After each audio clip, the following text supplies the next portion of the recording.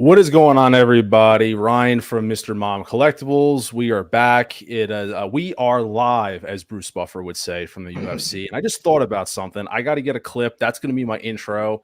I just typed it in the chat, but I got to get a really good intro of Bruce Buffer from the UFC saying we are live. That's what I got to make an intro and video on that. So maybe next week I'll get one. I just literally just popped into my head. So we're good. Anyway, guys, what is going on, everybody? Like I said, I'm Mr. Mom Collectibles. We're here Fridays. It is 6:18 p.m. Eastern Standard Time. I am here with the boys, Don Prime and CMB. How are you two gentlemen doing? I hope you guys are doing great, as always. Fan-effing-tastic.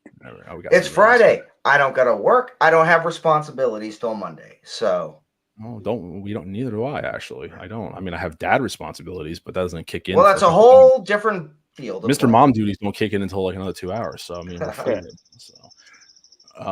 Dad duties though is 24/7. So that is true. Dad duties are 24/7. But no such thing as breaks. What's that? No such thing as breaks. Yeah, that is true.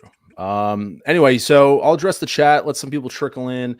The reason why we're doing Friday, I actually kind of like Fridays. 6 o'clock. I actually kind of like that a lot. Reason why we're doing it Friday is I can't stream this Sunday because I'm doing like a makeup Father's Day. Last Father's Day, I didn't get a chance to see my dad. My wife didn't get to see her dad because they were working. So we kind of rearranged some stuff. So like this Sunday is really like our Father's Day, kind of part 2. So I won't be able to stream. So I wanted to make up and get a stream in this week. I feel like there's a lot of stuff to talk about. Duties. Yeah. Duties or duties. CSI. Yeah. I don't know which one. Same thing. Pick one. They're the same stuff. Yeah. So if you're doing your work duties with a DUT, then if your kid's got some duties, DOTIS, they kind of work together. So it's the same thing. But who do we got so far? Insane One is always the first one. Soon. I hope you're doing great, buddy. Some guy, let's go, Mr. Mom is the man. Like and subscribe. Some guy, I really do appreciate it. Thank you so much, as always. CSI Grissom is here as well. He's just saying hello to everybody. Dave, yo, Manny, right? This is Dave, finally able to attend one of these live. Dave, thank you so much for being able to attend. I kind of like doing a different day because I might get a different audience of people watching. Those who trickle in are kind of not aware. I try to make it known as much as I could that I was streaming today, so we'll see how it goes. Commander Green saying, hey, what's up, my friends? I hope you're doing great, Commander Green. Thank you so much for spending some time with us. And then there's some chit chat going on. Ghostbusters Plus Collector. Let's go. I thank you so much, my friend. I made sure to include some Ghostbuster stuff. I noticed nobody talked about the Ecto 1. I know Big Bretta actually got the Ecto 1 Afterlife. He did a complete review of it on his channel. So we're going to kind of like towards the end of the show, we're going to pull up that video and go over some stuff because Ghostbusters Plus brought out some interesting comments. I know CMB, you and I talked about it. There's one, I don't want to feel bad, but if it was an oversight, but there's one major concern that CMB and I have. And CMB, you're getting the Ecto 1. So I know you kind of raised a little bit of a concern. We will save that towards the end. But yeah, when I saw that, I was like, and it could be a little bit of, it could be a small detail, but it was something enough that we were kind of like, yikes about. Who else do we got in the chat? Let's say OG fan. How are you, sir? Saying hello to everybody. I hope you are doing great as well. Jared, how's it going? I am doing great, man. Friday night. Gotta love it. Who else do we got? Faith Thomas writing 2 comic books. There you go, man. I hope you continue with that. I love that as well. So we got some banter going on. Other people will be trickling in. So, and I know Sean, Hot Toys Nightmare, he will be joining us a little bit later, about a half hour or so. He said he's just running, he's finishing up work and stuff. So what we're going to do is I actually want to start with daily deals real fast, guys. I know there was a flash deal that happened today. It's over. It seemed the big hit of that was the tumbler. That was a pretty great deal. I actually had it in my cart. I almost thought about it, but I obviously held off. I think tumbler was like, what, $470 or something like that. It was like $479, but free shipping. Yeah, that was a nice one. So for those who, and I saw a lot of people post their pictures on that. And also, guys, keep an eye on your emails because I see a lot of people are getting waitlist conversions. It seems like they hit the big waitlist conversion of the day. Aside from some people got Bespin Luke, I know CMB got Bespin Luke waitlist conversion. Yep. The R5 seems to be hitting for a few people. I saw quite a few posts of the R5. I know 12-inch Moose Stream, I think, got an R5 conversion, if I'm not mistaken. I don't mean the name drop if I'm wrong, but keep a wait out, take a look at all that stuff. So I want to segue into this daily deals. So we got our daily deals. We have General Grievous. He was there also, but the main one here, which I kind of guess was no shocker, was IG-11. So he's up right now for daily deals. He'll expire tomorrow around noontime. This deal will expire. He's $175.70 off of 251. I'm not gonna lie to you guys. I'm pretty torn about this one because I got about $95 in rewards. So I got a couple hours to think about it. I'm probably gonna sleep on it, honestly, and think about this. But this is a great deal for people to look at if you're not aware. That's why I wanted to bring this up. And it actually segues into a great topic. Like I said, we're going to talk about some old stuff, some new stuff, so I want to kind of like intertwine. I know President Loki got released today. So we'll talk about that. We'll talk about 2099. And then we'll start with IG-11 and then go into IG-12. So like I said, daily deal. This is great for those who want this. This is really, especially got rewards. So for me, if I drop my rewards on this, I would get this for about $90 out the door shipped. So that's where my head's at. I might want to keep my rewards though for something bigger, like going down the road. There's still a couple other big pieces that I plan to get from Sideshow. So we'll see what happens. But this one is I'm on the fence about this. But transitioning into, because Don, I know I didn't really hear a lot what you had to say about it, and I know CMB, you were on Hot Toys Hotline last night. Shout out to our boy Connor. So I heard a little bit of what you said, but I didn't really get a chance to give my thoughts because I wasn't able to be on a stream last night. But the biggest one for Star Wars fans, this week was obviously IG-12. We got two versions. You got a collector's edition for $264. And you have the big one, which we'll probably talk about, which is the one with the accessories for $360. It's really funny, guys, because I remember on Nate's stream, like I was such a hypocrite about this because I remember in Geeking Out, we did a stream about like wish list. I think it was like the season finale episode of Mando, and I know this was brought up, and I bashed the shit out of it because I just thought that, and I still do think that this is a cash because it's like it had as much screen time for about 20 minutes total. And of course, a figure comes out. I understand why they did it, but I think maybe to kind of appease collectors, they did it in combination with like this accessory kit here, which I'll pull up the photos. So that was the shocker for me. But while I jumped through some comments, Don, if you don't mind, CMB, I'm going to start with Don because he didn't speak at all about this thing. Yeah, go ahead. Don, where's your head at with this? Talk to me about what you think about it. Oh, this is absolutely a 1000% cash grab. This is just a remold of IG-11 that they probably had planned for 18 to 24 months. But at the same time, it's also tempting because it's not a droid. It's essentially a mech suit. So, but here's the thing for me. I already have IG-11. I already have him on my scout bike from the white scout bike. I don't need IG-12. But the tempting thing is some of the accessories that are coming with it. Specifically, the heavy Mando, his cooked off blaster, or his chain gun. When you actually have like the overheating barrels, that for me is tempting. Now, the other parts like the shield, the first order accessory parts for Mando, I can absolutely do without those. Mm-hmm. Because here's the thing. You can go on to eBay right now and you can get those two parts for dirt cheap. With an hour of actual paint and weathering, you can do the same thing for literally 95% savings if you want to go that route. Yeah.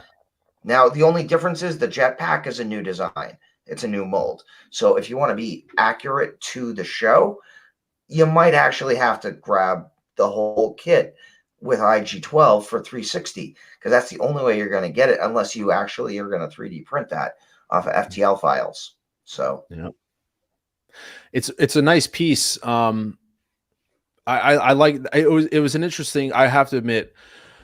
All right, call me a hypocrite, guys. Go ahead, talk shit. I pre-ordered this last night.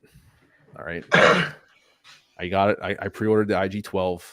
You could pull tape because I did it. I have it on my phone. I had an opening clip where it was me talking shit about this, saying cash grab this, and I dropped an RD on it last night. So go ahead, you can call me a hypocrite. Hot Toys succeeded in doing what they did. Now, if this was just the IG-12, I would have passed 100%. But they baited a couple people in. They baited me in. They got me on the accessories. I probably should have thought twice about it in terms of doing it, only because I am a little concerned about things like this where yes, they're giving you fulfillments of items to upgrade your Bo-Katan to like a 2.0. But does that mean we're actually going to get another Bo-Katan, or maybe they'll just release a head sculpt? Like, I'd be happy if they just sold the head sculpt by itself, like put it in a container and just say, here's the head sculpt. But if they do like a 2.0 Bo-Katan, at least, I mean, they put themselves in a very interesting situation. And I'll say it's just 2 points, and I'll jump into C and B. If they give us a Bo-Katan, it almost like to satisfy people who bought this set, I could see there being 2 SKUs. A stripped down version that has nothing, so that way if you bought this, you could buy like the basic version of her and use the upgraded pieces, or they make another version of Bo-Katan that comes with the shield and all these accessories. It's just that Hot Toys has got to figure out a way to make people happy, in the sense of, if you went all in on this accessory kit, if they do another Bo-Katan 2.0, what are they going to do with that figure? So that's my only reservation about it, is what they're going to do. And that being said, CMB, you got the floor. Well, I mean, I'm getting it, but not for me. I'm gonna get the 360 because I just want the accessories, and my kid just wants IG-12. So for me, it's a win-win. Mm-hmm. The cakes. But yeah, but I mean, like I discussed yesterday, and like Don said, that this was pretty much an easy cash grab. You can tell. I know a lot of people want to say that they might have been listening to the community, but in reality, you have to understand that these figures are planned anywhere from a year to 3 years in advance. Now, as far as the accessories, they could have done that last minute because it's not hard to add in accessories. But for the figure, you know that the figure was planned way in advance. I think what they did was they offered the accessory pack so that way, like a 50-50 thing. One, so that way people who wanted to upgrade like if they have Paz Vizsla, they can upgrade it with the heated chain link gun. If they have both,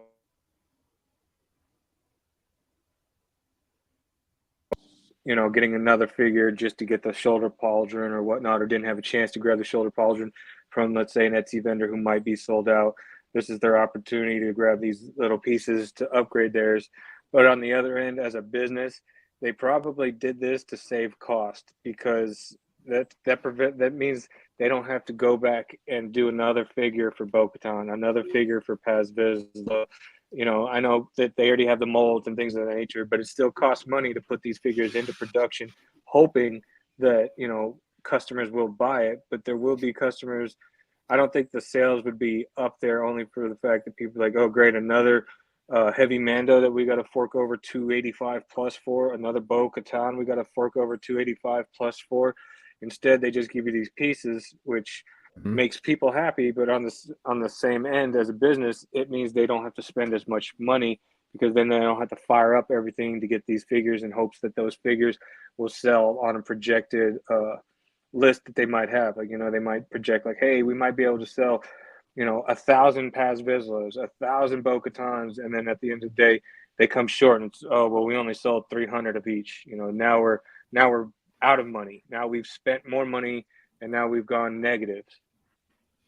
Yeah, I hear it. Hey, listen, you know what? It sums up, because honestly, season 3 of Mando, it feels like the season of accessories, to be very frank. You didn't get a lot of new characters. Like, let's be honest with you. I know that people really wanted Moff Gideon's like troops and all that stuff, but when it came to like the core main characters, it was really just accessory upgrades. So for me, I'm all for it. Honestly, I really want the mouse droid, like this droid right here. That's honestly one of the one selling points I really want. I mean, Monkey Depot and Toy Anxiety are gonna have a field day with this set. It's like a dream for them to turn around and do that. But season of accessories, nice. But it was true though. If you think about it, every main character's armor didn't really change except for accessories. So it made sense. They honestly fulfilled like 3 main characters by dropping 1 accessory point, like 1 accessory package. You fulfilled Chrome Mando, Bo-Katan, and Heavy Mando. 3 main characters. You fulfilled all that with 1 set. And hey, guess what? You snuck in the IG-12, which people either wanted or not. So it's not a bad idea, so to speak. Real quick, I just want to go back and acknowledge a couple people that have been trickling in. Collector Joey, thank you so much for joining, my friend. I hope you're doing great. Thanks for stopping in on Friday if you're still here. Collector Joey, he's got his own stream that he's manning, I think like 10, 11 o'clock at night Eastern time. I know we were different. I think we're different time zone. So you're a little bit later for me. I think you're like 11. So I think you're 10 if I'm not mistaken. But definitely check out Collector Joey. He's doing some great stuff over there. Genuine content. Love it. So I hope you're doing great, my friend. Thank you so much for being here. A couple other people trickled in. Mike's here. Mike Litteris. There you go. I said it. Channel member. I thank you so much, Mike. I hope you're doing great. We were talking earlier today. I'm getting Mike back on next week when we do our giveaway. I'll talk more about that at the end of the stream, so to speak. Who else do we have? I'm just combing through people. JB, I know I called out your comment. It said Bo-Katan will likely be the lead character in Mando season 4 with new armor. I wouldn't put that past because I know that the report came out from what's his name? What's his name? I can't think of the lead character's name. Pascal. Yeah, he made a comment defending that he liked the idea of her kind of being the main character in season 3, and like he kind of liked that idea of taking a step back and letting her be the main character. So I wouldn't be surprised if they went a little more heavy on that story. And Mike said, let's not forget Hot Toys has an entirely new show on their slate come August with Ahsoka. They may have made an exclusive decision to axe some Mando figure since demand seems to be waning for it. It's definitely true. How many times has Hot Toys made figures and then just not released them? Like we call it the graveyard. So it is entirely possible that there was other Mando figures that they had like prototypes ready to go. And like CMB and I talked about this today, like with the accessories, it's one of those things where, yeah, they could have made some of these accessories in a pinch because, they saw people on Etsy were making them, but it's not hard to make this stuff. And to be frank, they only need to make one of each to take a photo to put it up online. It's not like they had to mass produce 30,000 cauldrons because, oh crap, we need to make these things. They needed to make like one or two, put them on her, do like that rooted hair, for example. I'm not going to get into the whole thing, but there's already people trying to talk shit about the rooted hair, comparing it to other custom work done when we barely have a lot to go by on this one photo. I mean, Hot Toys literally probably did this, and yes, they're not the best with rooted hair, but in my opinion, there's already people out there making their judgments of which is better and like already obviously jumping the gun quick, where it's like, let's see what happens. We may never even see this Bo-Katan figure. It may never even see the light of day. They may say, hey, listen, we're going to give you those accessories. That's it. They release the photo and nothing may happen. But I know people were doing comparisons with Tina's work, and I am on a waiting list for her for something else, like not for another like 6 months. But she does great work. But like I kind of get aggravated with the whole like right away jumping to conclusions thing. I'm guilty of doing it myself and have to kind of do a reality check once in a while. But it's just like, it's ironic. I find it ironic that everyone who has bought the product from her were the ones basically talking the smack up front saying which is better. And, we kind of joked last week about, was it week before, Don, about like YouTubers and like kind of watch when people are heavily invested in something, kind of like make sure you come to your own conclusions. If you have to wait, decide. So I just found it ironic that everybody who kind of like bought into her product was automatically saying that, oh, it looks so much better. Where if you do look at the comparisons, and there's other YouTubers have done multitude of comparisons, her sculpt instantly reminds me of Bo-Katan sitting on the throne, chilling and relaxing, which is nothing wrong with that. This sculpt, this hair, which granted doesn't look the best, it looks more of like her in action, where her hair is kind of more blown out, where she's kind of more, if you can manipulate that hair to make it look better, cool. But I mean, it's nice to have options as collectors. So I'm just saying, let's see what Hot Toys does with this. This year may never see the light of day. Yeah, and now the funny thing is, I'm listening to you, I'm listening to CMB, I'm listening to all the commenters and all the other things. Now, the one thing that I'm not actually seeing is the common denominator with Ahsoka. And that common denominator is that Ahsoka and Mando are literally happening at the same time. So who's to say that Ahsoka doesn't run into Moff Gideon? Who's to say that Ahsoka does not run into the Beskar stormtroopers? For lack of a better term. You're 100, and the fact that she doesn't look so much different in this character, her figure doesn't look as much different. I think her Lekhoos is what they call. They look a little bit longer. Lekhoos, but her overall design though looks exactly the same. So people even argued if we would get figures from Ahsoka, and I mean, I got a very stingent wish list if they did an Ahsoka 2.0. It's got to be a completely seamless body to get rid of the arm situation. it's got to have rolling eyes because that's standard, and it's got to have USB lightsabers. Exactly. Those have to be, like, there's no arguing, like that has to happen. Yeah, I Personally. mean, and another thing I'll just say is a lot of people at this point, within the last 3 months, they're not realizing it has come out. It is now confirmed. Mando, Ahsoka, Skeleton Crew, basically any Star Wars Disney Plus show within this relevant timeline, that is part of the Mandoverse. We are getting a Mandoverse movie. Filoni has already came out and said Thrawn is the big bad. He's the Thanos of this generation of Star Wars. Yep. Thanos is Thrawn for the movie. Again, we don't know if it's going to be a single movie, if it's a two-parter, but again, we are now essentially going into the OG Marvel stage process with Jon Favreau, because Filoni and Favreau work together. But essentially what they're doing is they are making their own multiverse. Well, I'm sorry, their own cinematic universe for the Mandalorian, where everything's tied in, but it's not going to be resolved until we see the movie. No. And again, that's already been confirmed by Filoni, Favreau, all the bigwigs, Lucasfilm. Again, we're not talking conjecture. That's been confirmed. That's the plan. So basically, this is now a shared timeline universe.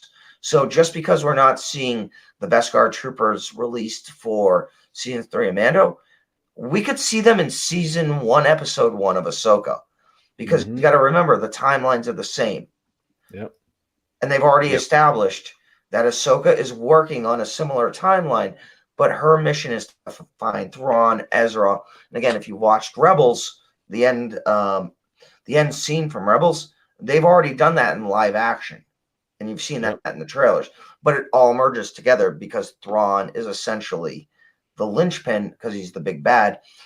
And then when Moff Gideon says, "Hey, where's Thrawn?" and the Pelions, like, his secrecy is his strength.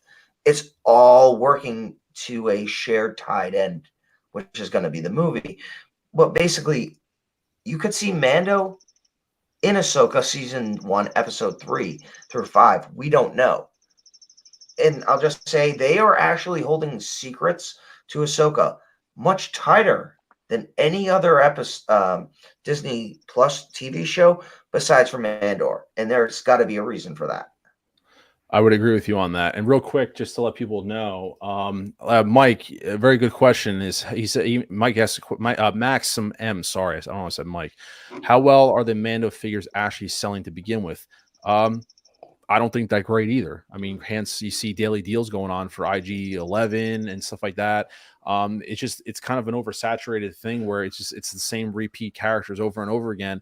It's not like Marvel, and that's kind of funny. Like Marvel, it's like the opposite, where there's characters getting a costume change every other episode that gives them a reason to make more stuff. So Mando really kind of has been the opposite of that, where they kind of been staying the line of what they are, and there hasn't been any drastic changes, which I think also translates to, like, we're pretty Mandoed out with a lot of stuff, which I'm not upset about them going the accessory route, because they're kind of filling a void for stuff. And, we talked about it a long time ago when we first saw the teaser trailer for Mando. We'll talk about this and then we'll move on to the next thing. When they showed the first time all the Mandalorians, and we had no idea what was going on, how many of us have said, like, we would love to have seen like a build a Mando kit where, like, they give you like a Mandalorian body with multiple accessories like this, and you can like make your own Mandalorian, like different colors, purple. I wanted like the all purple, purple's my thing. So I would have loved to have like a purple or, pink or something like that, some stupid crazy. I would have liked that idea of that customized option for it. So this is like a little bit of a step forward, but they're filling a void, so they don't have to pump out all these figures like what CMB's saying. And most likely they're going to be more peg warmers. But I want to move on real fast. Big Dog Pound 1 in the house with a woo right there. Big Dog Pound 1. I promise I'm actually going to put a clip in. I was going to pull it up on YouTube. I'm going to get you next time.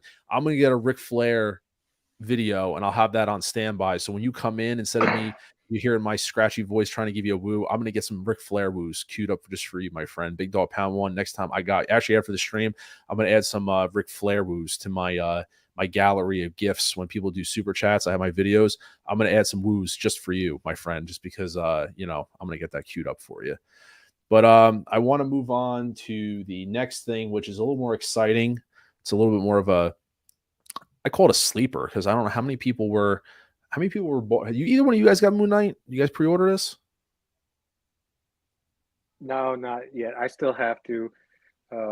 Moon Knight being announced was during the era of where I had to be very where I had to cut back on everything because of what was going on in my life at the point. Didn't know what was going on with my money, so I still need to jump on this. I think Don is frozen. By the way, am I the only one that sees Don frozen? No, he's frozen. Yeah, he is frozen. Should I kick him out and bring him back in? I don't know. Yeah, we'll let him be for a minute. He has to back off. I think Don froze, guys. So we're gonna leave him frozen for a second. But Moon Knight, he came in, he dropped. Oh, yep, there he is. Hold on, let me remove him. You there? Yeah, sorry, my network. I've got Comcast actually outside working on the lines right now. So damn it. There you go. I got you back in. Perfect. So Moon Knight. So this one came in. Everyone was talking about this. This is one of those things where I got to admit, this is definitely one of those where I did not pre-order the figure. The show was good. I didn't think it was fantastic in my opinion. I wasn't like, it had elements, but it didn't sell me on it 100%. When I get a figure, I like something that I know there's going to be like an investment into it, so to speak. So like when I saw this figure, it looked really cool, but I gotta say, guys, I saw these photos. Holy shit! I might have to get this one. Yeah, man. I'm even leaning on getting the Mr. Knight third party from So-So just because I don't think Hot Toy is going to give it to us for the head sculpt, right? Yeah, no, because what I'm going to do with the head sculpt is get like a different body and make that into Jake. Oh. Damn, so you need a Scully cap, you need a whole cabbie driver thing. Yeah, I want to get the whole cabbie outlook. So can I tell you I almost bought this thing. So for those who don't know, shout out to Toys Buying Agent. He's over in Hong Kong, gets figures day one. You can sometimes pay a little bit more of a premium to get them, plus shipping. I don't know why, for what reason, given the secret out. I probably shouldn't. But he's got this right now on his site, free shipping. It's like 15 days. To be fair, it's like 15-day shipping compared to like 5-day shipping. 5-day shipping, you got to pay something. But I'm talking like free. I don't care about that. But like free 15-day shipping for this guy right now to get out. He's got it for like $300 out the door. I mean, I'll be fair. I bought a number of figures from Toys Buying Agent. And again, we won't go into who he is on eBay or whatever. No. But you know what? It's legit. I get a perfect figure within 7 days, 7 business days from Hong Kong. Yeah. In today's world. Yeah, he does. You can't beat that with everything that goes on. Not to mention, like his shipping, like prices are pretty fair. To be they're honest. Not bad. I mean, they're not. Yeah, it depends on the user of how bad you want the figure. Like for me, 15 days, like a week, 2 weeks. I mean, it takes me about a week and a half to get stuff normal from Sideshow. So like, I don't care. But the fact is, like, dude, he's like 300 out the door right now. So I'm like, ooh. Yeah, because I mean, I've added up figures that are on Sideshow to go through him, even with, because obviously you're not paying tax, but even with shipping added on, it comes out to below retail from Sideshow. Yeah. So like, and then when you add Sideshow's tax and shipping, it's a lot more. But then when you go to Toys Buying Agent, you're like, well, damn, I'm getting this figure pretty much for what they want retail in the States, with no tax and what would be considered free shipping when it's all said and done. Yeah. Mm-hmm. Plus, he gives that coupon code if you spend over $dollars more, he gives $100. He's got 3 categories. He gives you a discount. Yeah. FBJ, by the way, what's up, man? What's up, brother? How are you? I hope you're doing well. I'm just gonna say I haven't seen these pictures until today, but damn you, because I'm looking at this and I'm like, holy, like literally, yeah, and I'm like, he's got light up eyes. I still. Even with the purge, I've still got one more soap reactor slot to put a head sculpt battery in. Damn it! Why'd you do this to me? I'm telling you, once you get this figure, you're gonna get tempted to get that So-So Toys Mr. Knight to go with it. I actually want the Mr. Knight one more than this one because I want to do the head sculpt portion where he's like literally waving back time with his hands.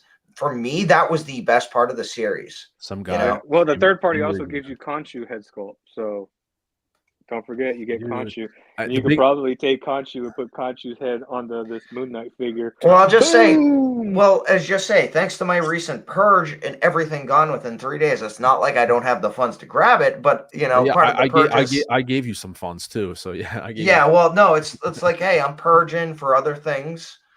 You know, just a Dude, quick but- preview. yeah, we're gonna be talking. Actually, you know what? We'll talk about that after Moon Knight.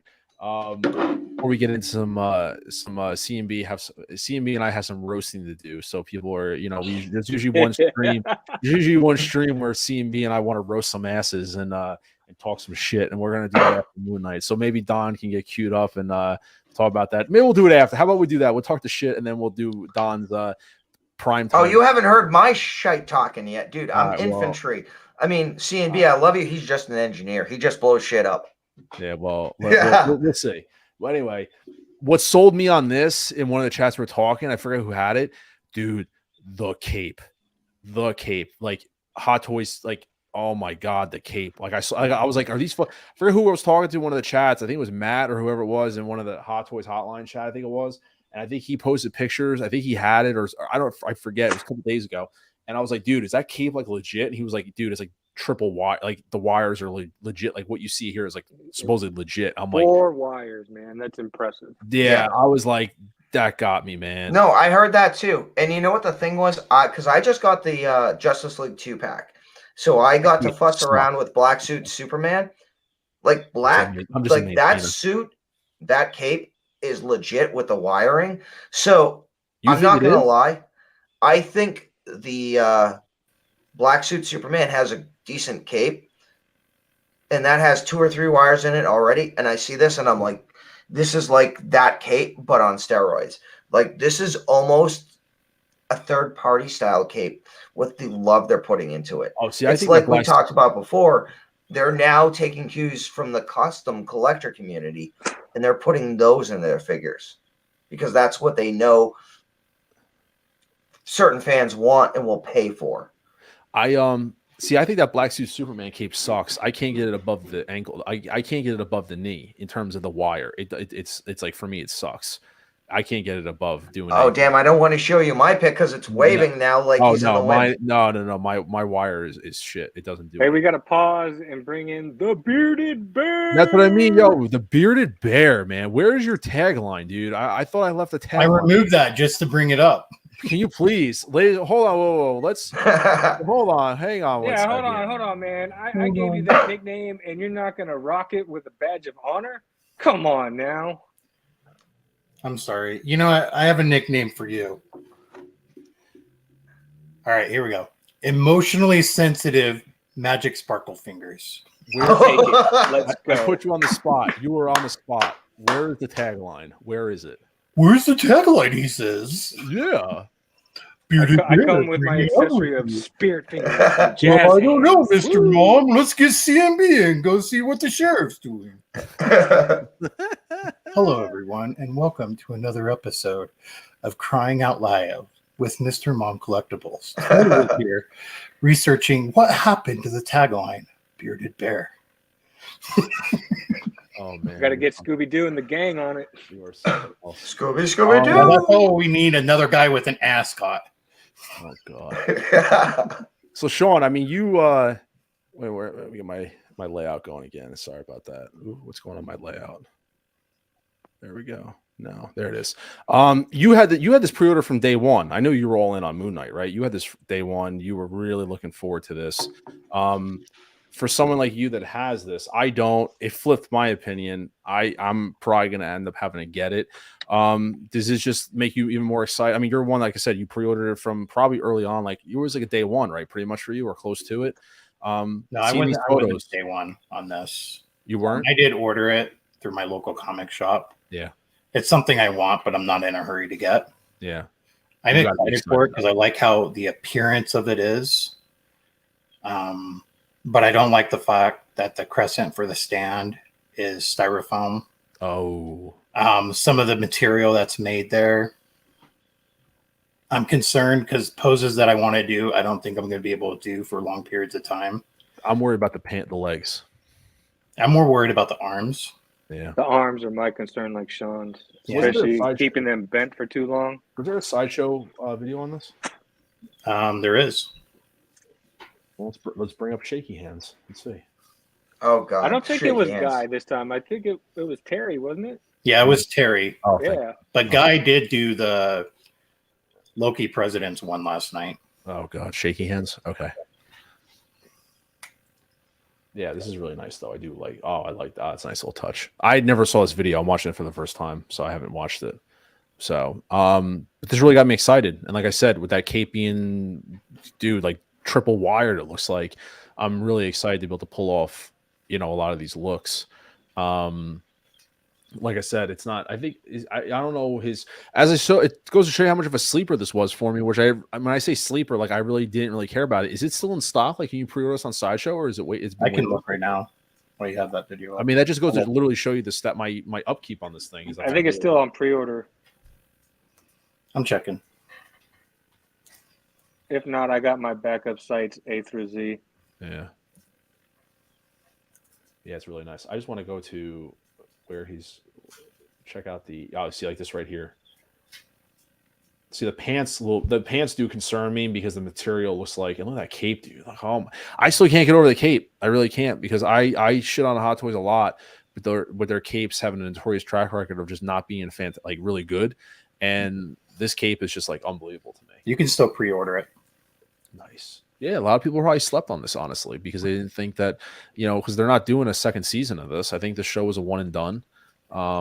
Did they say they're not doing a second season? I thought I read that. No, from what I was reading up, Oscar Isaac even said that there is a season 2 coming. I think they've just delayed it because of the writer's strike. Yeah, because I thought he was contracted for 3 seasons. Yep. I thought it was too, but I thought I read that they weren't. They had 3 seasons to go, and they said depending how season 1 went would dictate if they moved forward. And season 1 did really good for them, so they're moving forward with season 2. And they said season 2 will dictate whether or not they do season 3. Yeah. But Oscar Isaac even said that he was called back to reprise. He was great in it. I liked reprise the role. Which I at least wanted season 2, because you don't just end it with Jake and Khonshu and call it a day. Like, they waited all the way to the end to actually reveal that Jake was the one that was pulling the strings the whole time. Yeah, I see that creasing that you're talking about, Sean. Yeah, right there. Yeah. It does. Yeah. It worries me like it looks like the same material as the Mark IV Spider-Man suit, where if you leave it bent too long, and right? and the Iron Spider from the PS4 game, the comic version of Iron Spider, like it reminds me of that same material, that if you leave it bent too long, you're going to get permanent creases. Yeah. Yeah, because not only is it just the fabric, it also has the artificial padding inside to represent the muscles, right? Or the fabric suit. I think we got like 21, 22 people watching. If anyone in the chat actually has this, like got it like day one through Hong Kong or whatever it is, drop a comment in there. Let me know how the articulation. I mean, there may not be anyone that has it yet, or like I said, that doesn't have it in coming. But I'm saying if there's one person out there that does have the figure already in hand, let us know about the articulation. I guess I am concerned about it. Like, it's one of those figures where you almost want to have this in a real action pose with that cape, like full open, jumping, like something like that, or whatever it is. But like Sean, I do share your sentiments about it being, or at least having concerns about it. I do, because it almost garners having more of an action style pose, and keeping it in a museum really doesn't do this figure justice. Yeah. But, Just real quick though. Well, there are some people that took some photos like of it in a somewhat museum pose. Yeah. And it does have nice presence if you do it just right, like with the right lighting and everything. Exactly. Yep. Yeah. And you guys saw this? Yeah, So the guy that so this guy here, weathering. Yeah, this guy here, I don't want to try to pronounce the name. It looks like it's just his handle. Actually, I thought I was following him. I don't follow him. That's weird. I thought he's the same guy that did the weathering for Bespin Luke. Yeah, this guy did the Bespin Luke weathering, which is pretty. He's making his rounds in the community of doing the Bespin Luke weathering. Yeah, CMB. He's a little. Oh, the Fantastic Four. Yeah. Hey, headshot. Yeah, right there. Hey, man. Another man who likes to stay another behind the CMB. ball. Let's go. Another CMB. Yep. CMB is secretly doing all the weathering. He's just not telling you guys. Side hustle. I'm actually the investor.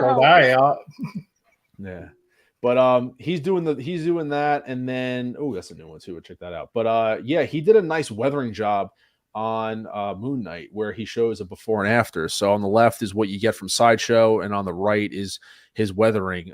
He even says, really gave a great figure this time. Only a slight touch up in weathering already makes it look perfect. So he's insinuating he really do have to do a lot of work to this compared to like Bestman Luke. But man, it just like, I wish I didn't see stuff like this, because this really makes me want to go down that rabbit hole of just getting stuff done like this. Like the Bestman Luke, I almost wanted to have it weathered, but I'm not. I know how I'm displaying him. I have him coming Thursday.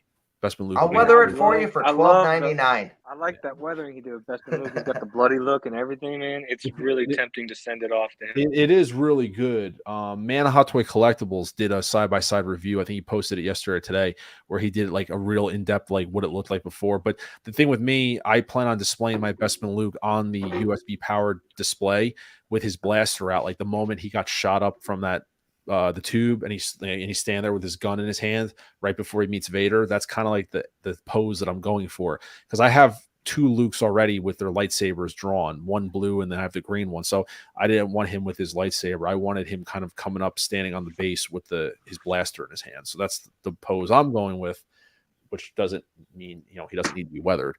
But anyway, this looks really nice, the work that he did on Moon Knight. And so that's just something I want to see what this is. What's he doing? He's doing weathering. Doing rooted hair on Loki. Oh, that's nice too. But anyway, like Moon Knight, we'll move on. Like I said, Moon Knight, really awesome. I really like it a lot. It's really great. That's one that I really am tempted to go after. So what I'm going to do now is I'm going to jump back and bring up something brand new that just happened today, which is the President Loki, and then we'll talk about 99. So President Loki finally got released. It's the month of Loki. This is our second Loki, another variant. And I gotta say, guys, another looks freaking awesome to me. It really does look awesome. I mean, I think I was on the phone with Nate this morning driving into work, and all of a sudden I got alerts on my phone. Oh, Loki, another Loki. So this is brand new. This is the President Loki from the show. Just got it released, and like I said, these are the blogger photo. These are the final photos, and there's not much to say other than I think they hit a home run with this one. I think the sculpt looks great. Well, did you see the picture I showed you of the special edition exclusive box? They're actually doing, like a presidential display box. Yeah. No. This is the normal version, the deluxe one. Oh, yeah. There's a premium. Yeah, there's where it's all the green. It actually has like the layered embossed text. It has the raised structure, which has all this plus all the extras. This is the one that came out in Hong Kong, though. That was the Hong Kong limited version that we didn't get. Yeah. Well, we could get it. We just had to pay like. This is all the stuff, right? Isn't this all the stuff here that comes in it? No, that comes with the Hong Kong limited edition one. Yeah. Yeah. That's the one they got. But like I said, guys, we got is just the figure and a couple of accessories, like alligator Loki, the cane, the knives. Do any of you guys have this on order? No, I do. You do? Yeah, that's right. We talked about it. Yeah, you do. So now I'm just it kind of stinks because I really was going to go all in on the Lokis. I was going to have like a variant Loki situation, but I'm trying to conserve my Marvel space, honestly, and my finances, a lot of figures for these things, like Lokis. I'm not invested in that character enough to have multiples. I have a plan like everybody else does. I'm eventually going to get the Endgame Loki, and I'm going to get the TVA sculpt and put it on him. But to be very honest, I looked at this Loki, and I think I sent it to you, CMB, this morning. The first time I saw this, because I haven't seen this figure in a while, the smiling facial expression instantly reminded me of the moment in Avengers when Loki makes his first appearance coming out of the portal, when he sees Nick Fury, and when he picks his head up, he has a sinister smile that looks like this. Pretty much. Yeah. Yes, I know exactly what you're talking about. He walks through and he's like, yeah, I've got this world. Well, yeah. The portal transports, and you see him. He picks his head up, and he has a smile looking, and then he attacks all the shield. Right agents. before the whole ant boot sequence. I sent the screenshot to CMB, the exact moment, and I looked at it. I'm like, dude, you could turn around and take this head sculpt, and like you're just basically making your own perfect Loki at this point, like from Avengers. Like obviously it's one scene, but like, why are you telling me this? Now I'm gonna go spend more money because you're putting these ideas in my head, and they're good. So my plan is I'm gonna get the end game Loki, and I'm gonna try to get these 2 head sculpts. So I'm gonna get the TVA. Yeah, I'm getting the TVA. Yeah. So that's what I'm gonna do. I'm gonna get both those head sculpts, and I'll have like my ultimate Loki, so to speak. Yeah, Mr. Mom and I were talking about this morning. His idea is actually really damn good. I don't have many good ideas, like next to ever. I don't have a lot. Influencer enabled. Oh yeah, see, influencer. I'm influencing people. They're right there. You got CNB. Yep. That looks good though. Yeah. Like that, you could pull that look off. Honestly, you could pull that look off. Yeah. So if you wanted to like do your own Loki, make your own Loki. I'm just keeping my eye out on Monkey Depot. Hey, listen, everybody in the chat, I'm putting the word out there. If anybody sees on Monkey Depot, Toy Anxiety, any other part out websites, if you guys see a TVA Loki head sculpt, please send it to Mr. Mom. I want to buy that right away. It sucks. Just go to eBay, man. They'll be on eBay. They're always they're on eBay right now for $149.99 plus 15 shipping from China. They already know what the deal is. I've been looking. A couple people sent me links for eBay. They're already up there at the 100. I've seen them for $90 plus 15 shipping. I've seen them for 100. Just give it some time. Those guys in China, after a while, when the hype dies down, that's when they start discounting their part out prices. Yeah, and it's going to happen more too around October to November. They're going to go down a little bit. Yeah. So and then possibly December. It just depends on, what the economy is going to be in December. But all those eBay sellers, they'll drop too. We'll do a first look. We might be Mad Maxing it all over the world. Who knows? Yeah. So we'll. This is the sideshow unboxing. We'll also take a look at this with the President Loki. It looks really cool though. Like I said, there's certain figures I can't say anything bad about it. It's just that not a lot of screen time. And who was it that did the third party? Was it Soso or? Soso, I believe, did the Trickster, which was classic Loki. Want to say they were the ones that also did a President Loki, but it might have been Toys Era. Yeah. I mean, this is just an awesome set, man, with the alligator, the head. And what's cool is I like how you can take the crown and put it on the TVA Loki too, which is nice. And you hinted at that too. This is really cool, man. Like I said, I mean, it's just for what it was. If you're all in on Loki's, I mean, that sculpt, dude, is just so cool. Like, I have to get that sculpt for Endgame. Like, I have to do it. There's somebody that's gonna do it. Someone's gonna swap sculpts around and stuff like that. See, what I'm wondering is, can you take the crown and put it on Endgame Loki? Oh, it's magnetic too. Oh, never mind. You can't do it on you can't do it on. Well, I know it's magnetic, but I'm just gonna say, if you actually look at the tolerances based on the width of that crown, you might be able to put that on a head sculpt. The only thing is, you might have to use blue tack to put it on. Yeah. No, I was just hoping, because I know TVA Loki, there's a picture where you can actually attach it to TVA Loki, no problem. So I'm thinking they put the magnet in TVA Loki and President Loki, but Endgame Loki, with it not being magnetized head sculpt, as far as we know, I don't know if it is or not, probably isn't. You might have to do, like you said, just blue tack and tack it on.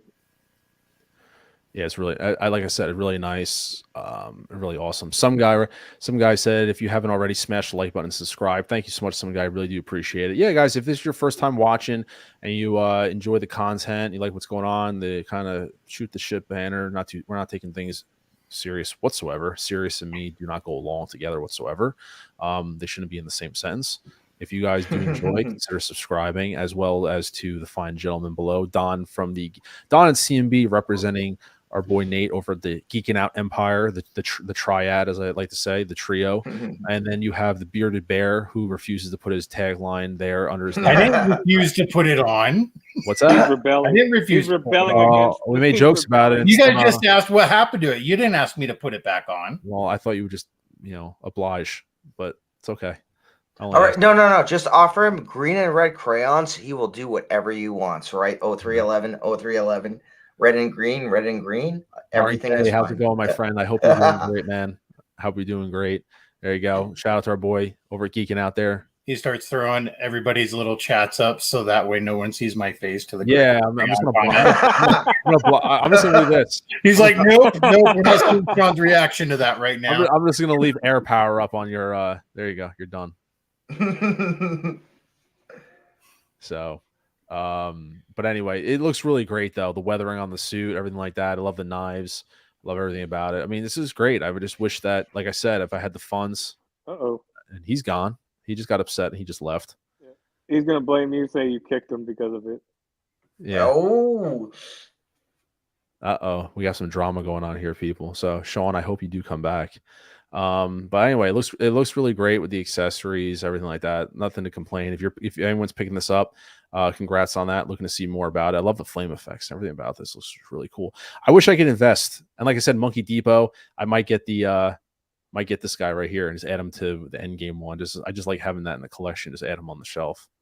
So it looks really nice. Why are you giving away Monkey Depot? It's supposed to be Toy Anxiety. Why are you giving away our backup to the backup sites? Don't worry about it. It's not, It's not like most people don't know about those sites. Yeah. I know. I'm just being that guy.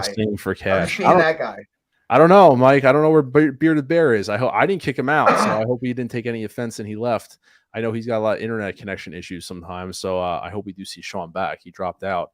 Maybe he's back changing his handle. He's going to come back in as the Bearded Bear, so we do hope to see Sean again. I mean, when you live in the boonies, these are the issues you are expected to deal with. So yeah, that's very true. No excuses, because I live out in the rural country and I don't have an issue. You're not rural, dude. I've been to your house. You ain't rural. You ain't nothing more than my neighborhood down the street. All right, guys. What we're gonna do is like 2,000. What we're gonna do is I want to move on. We are gonna do a new segment here, ladies and gentlemen, for those who are watching. Oh, wait a minute. He's back. You're welcome. Thank you so much, Bearded Bear. I really do appreciate it. So we have a new segment here on the Mr. Mom Show. We're calling this right now Primetime Collectibles with I just made that up, with Mr. Don Prime. So for those who we're kind of shooting by the hip here right now. Don and I have been talking, going back and forth a little bit, and he wants to do some stuff with collectibles. He's getting into sports memorabilia. He's buying a shit ton of stuff, cards, jerseys, things like that. And so I want to branch out and do a little more stuff on my channel aside from just Hot Toys. That's why it's Mr. Mom Collectibles. I want to encompass everything collecting. So Don and I, we're still working out the kinks, obviously, but Don was interested in doing like unboxings and things like that and asked me if I was interested. I said, yeah. I said, if you want to, we'll do a separate stream from it. But Don, I know, has bought a lot of stuff today, and he asked if he could at least do one unboxing of some sports memorabilia. So for those who are kind of like, whoa, what's going on here? This is kind of a little segment. We're calling it, a Prime Time with Don Prime. But what did you buy there? What did you get there? All right. So first off, before I unbox this, this is a souvenir signed batting helmet from Pristine Auction. It's a autograph signed batting helmet. But you don't know who it is, though, right? It's mystery. Like, yes, I don't know who it is because it's a mystery box. Yeah. And I'll just tell you this: when me and Mr. Mom do potentially the next stream, we will do a Dallas Cowboys 2-pack mystery box unveiling.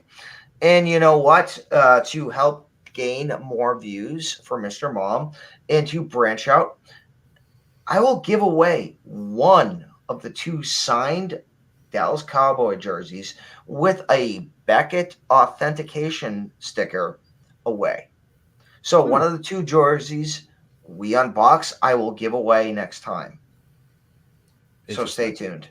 So we'll have to figure that out. So what we'll do is maybe we'll set up the live stream next week, and maybe we'll pump it out and like do some announcements, like whoever, because we got to figure out if you want to just pick someone live in the stream or do a pre-recorded video. Exactly. We got to work it out, but I'll just say this: I've got 2 mystery Dallas Cowboys signed jerseys. I'll give one of them away. Winner gets the pick, or you're giving it away? No, I'm giving it away. Okay. Dave says no Cowboys, Seahawks. Oh. I know you said the other day that you were going to send me some Jets stuff. I said you can keep the Jets stuff. Anything Giants, you can do Giants. Don't do Jets. All right. So again, let's see what we got. Bearded Bear, don't shake your head at me. You Shame. want to see the tattoo? Shame. You want to see my Giants tattoo? It's on my arm. You want to see that? Your giant tattoos. That he doesn't show in public in Jersey, or else As I told Ryan in the chats, I hate you. 16-1. Yeah, well. That's all I need to say. 16-1. Let me put Don up on the main screen. How about that? To be fair, why don't we give him the? All right, so I don't know what I have. This is a batting helmet. And this is a live reaction, everybody. So he may be very disappointed, or he may be very happy. But you're seeing. All right, so I don't know what this is. Who is that? 2-time AL MVP. That is. Doesn't tell you who in there who it is. Oh, let me see. You got to know. Oh who my that is. God, it's Juan freaking Guzman. Juan Guzman. All right, that's not bad. Oh my freaking God. Oh damn! All right. Holy crap. Leave it in the wrapper. What are you doing? No. Juan Gonzalez. Sorry. Oh my God, it's Juan Gonzalez, dude. It's Juan Gonzalez. Nice. And you got 2-time AL MVP written on it. That's And I've got the certification sticker there on you it. go. Oh my God, Jesus. Oh, Jesus. I actually know this guy. I watched him. This dude is legit. I'm like, oh my God, this is reminds like. me of Waterboy. When the Can I tell? Wait, hold on. What, can I tell you? John Montoya is the greatest quarterback of all time. he's like, you mean Joe Montana? You Joe idiot. Montana. It was Joe Montana. Exactly. No, I actually. I love it, CMB. I love that one. I love. So it. is this Pudge? This is Pudge. No. Pudge is Ivan Rodriguez. Oh, Jesus Christ. I've known so many baseball people. Dude, that John Montoya thing's really coming out to life. All right, so I just like they actually have the COA in the helmet. It's all like plastic it up and all that stuff.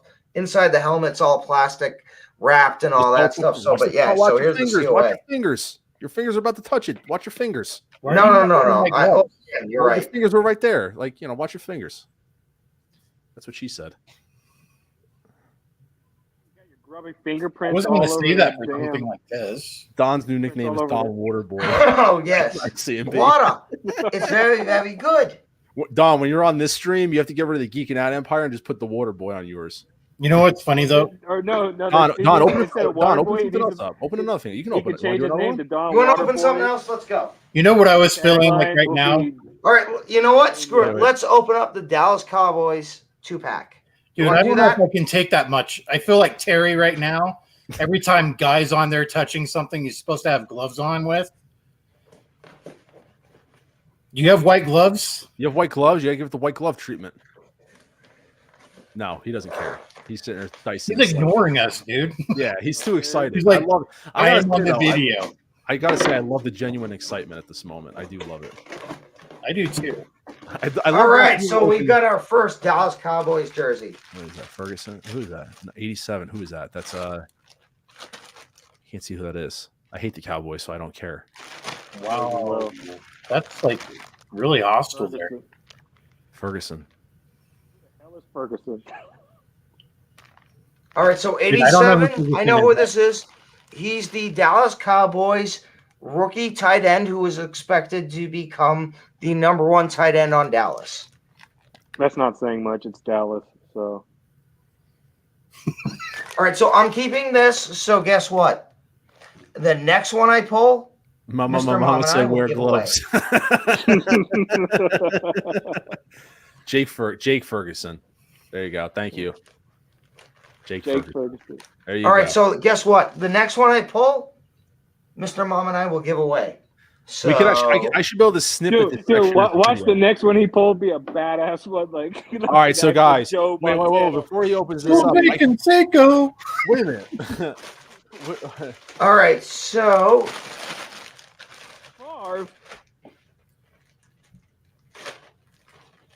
Eli Manning. No, I know it's a Cowboy. I'll tell you right now if it's who is it? It's 54, Williams. It's a defensive tackle.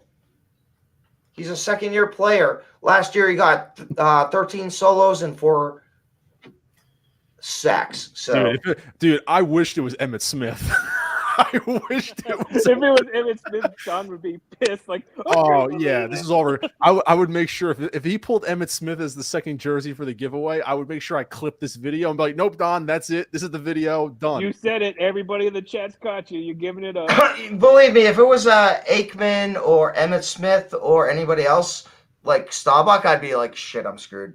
Yeah, you would. What if it was also Deion Sanders? Oh, I'd also be screwed. But again, guess what? We're gonna give away this authenticated. Sam Williams.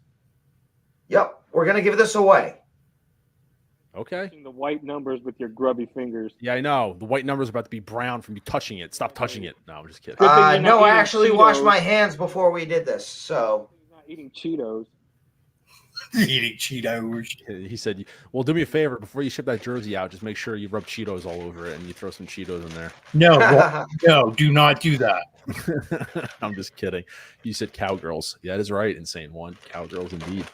All all right, yeah, well, so like guess I what? said- This is the first official Don Prime Mr. Mom collaborative giveaway we're gonna do. Dave's on point. Dave knows all these people. Yeah, Dave, can you be in the sports streams, Dave? I'll stream more on Friday afternoons just to make sure you're calling him out. You know because what? I You know wanna what, make Dave? sure he's on point. You know what, Dave? Dave, you hit me up on either Instagram or Facebook, the Don Prime. Dave, you are gonna win this jersey. Oh, damn. Whoa. Yeah, his sports Dave. knowledge just paid off. Dave, you hit me up. We're gonna talk, and I will pay you for your knowledge with this jersey. Dave, congratulations, my friend. You just won something. I wasn't expecting to do a giveaway right now, but congratulations, Dave. And only on Mr. Mom Collectibles. That is Don. I have to say, to be fair, we did not plan this. This is very spontaneous, as you could see. I like going with the flow, but I appreciate that. Congratulations, Dave. If you were there, make sure you were there. We'll give you time. There's no limit. Just make sure you hit him up. If anyone knows where Dave is or anyone knows, make sure, because I want to make sure Dave comments and he acknowledges that he's good. Yeah, Dave. You need to be. He said, sorry, I can't own a Cowboys jersey. Thanks, Don. Oh.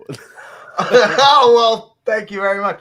You know what? Next person that Mr. Mom chooses gets it then. We'll do it that way. Well, put it this way. To be fair, who's a Cowboys fan in the chat? Who's Okay, a Cowboys fan? you know what? We'll do Just Cowboys. say that they're a Cowboys fan, gets the jersey. And go. 3, 2, 1, go.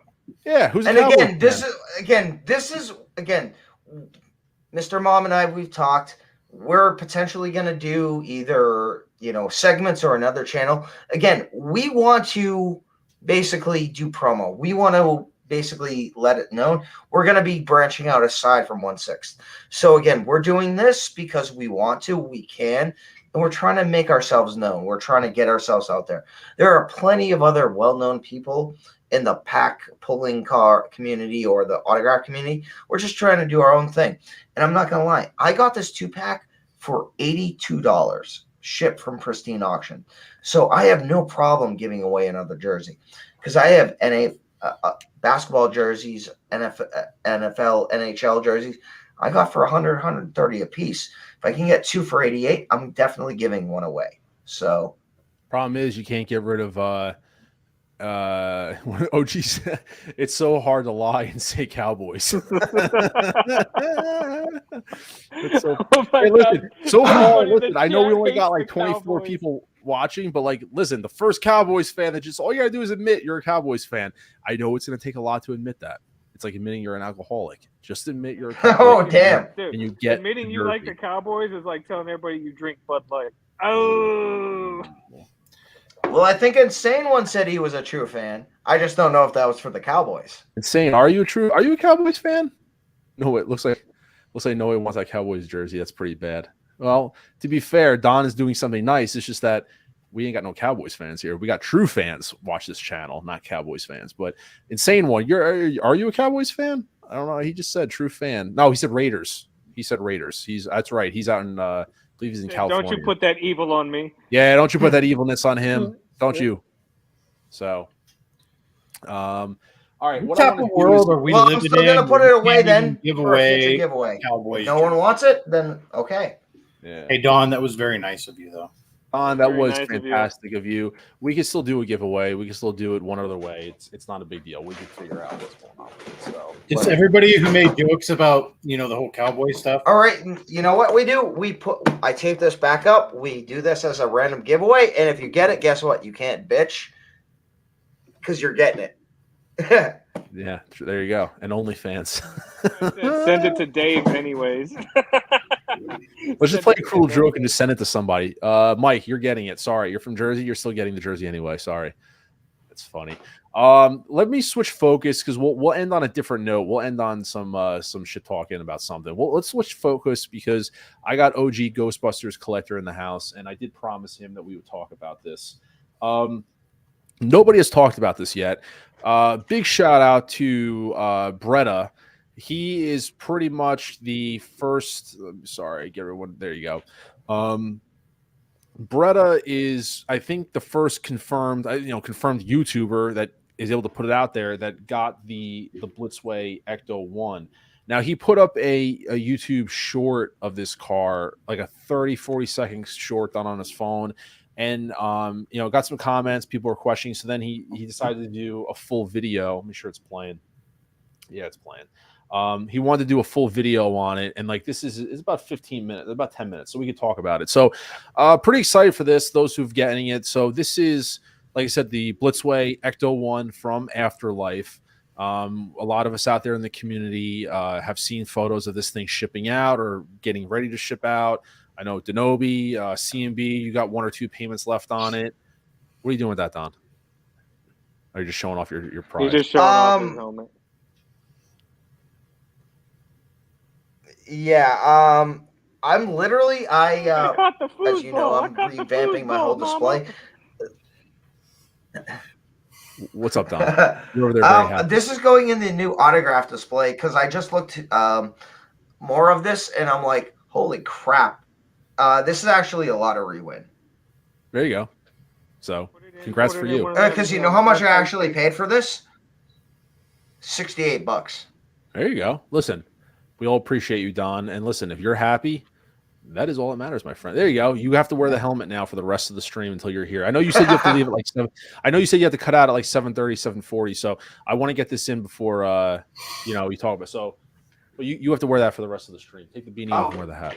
But anyway, this is the Ecto 1 Afterlife, and I got to say, I'm very jelly about this. I did pass on this myself at the time because I wasn't really big on buying from anyone but Sideshow, and I got kind of screwed because I thought Sideshow might have ended up getting it. And at the time when I decided to hey, I was going to get it, people wanted like $700-800 down. Unfortunately, I needed to get it on it from the ground up to be able to afford it. But for those who got it, really great. I'm really happy for everybody out there. It does look fantastic overall as the vehicle. Brett's just going through the details on it, just giving you guys an overview. I know Ghostbusters Plus Collector, and I want to give you a shout out on your channel too. I'm actually going to show your stuff off after this. I know we didn't talk about it, so I hope you don't mind. You're pretty heavily into modifying. I know you did the DeLorean, and you did more mods beyond what I did on mine.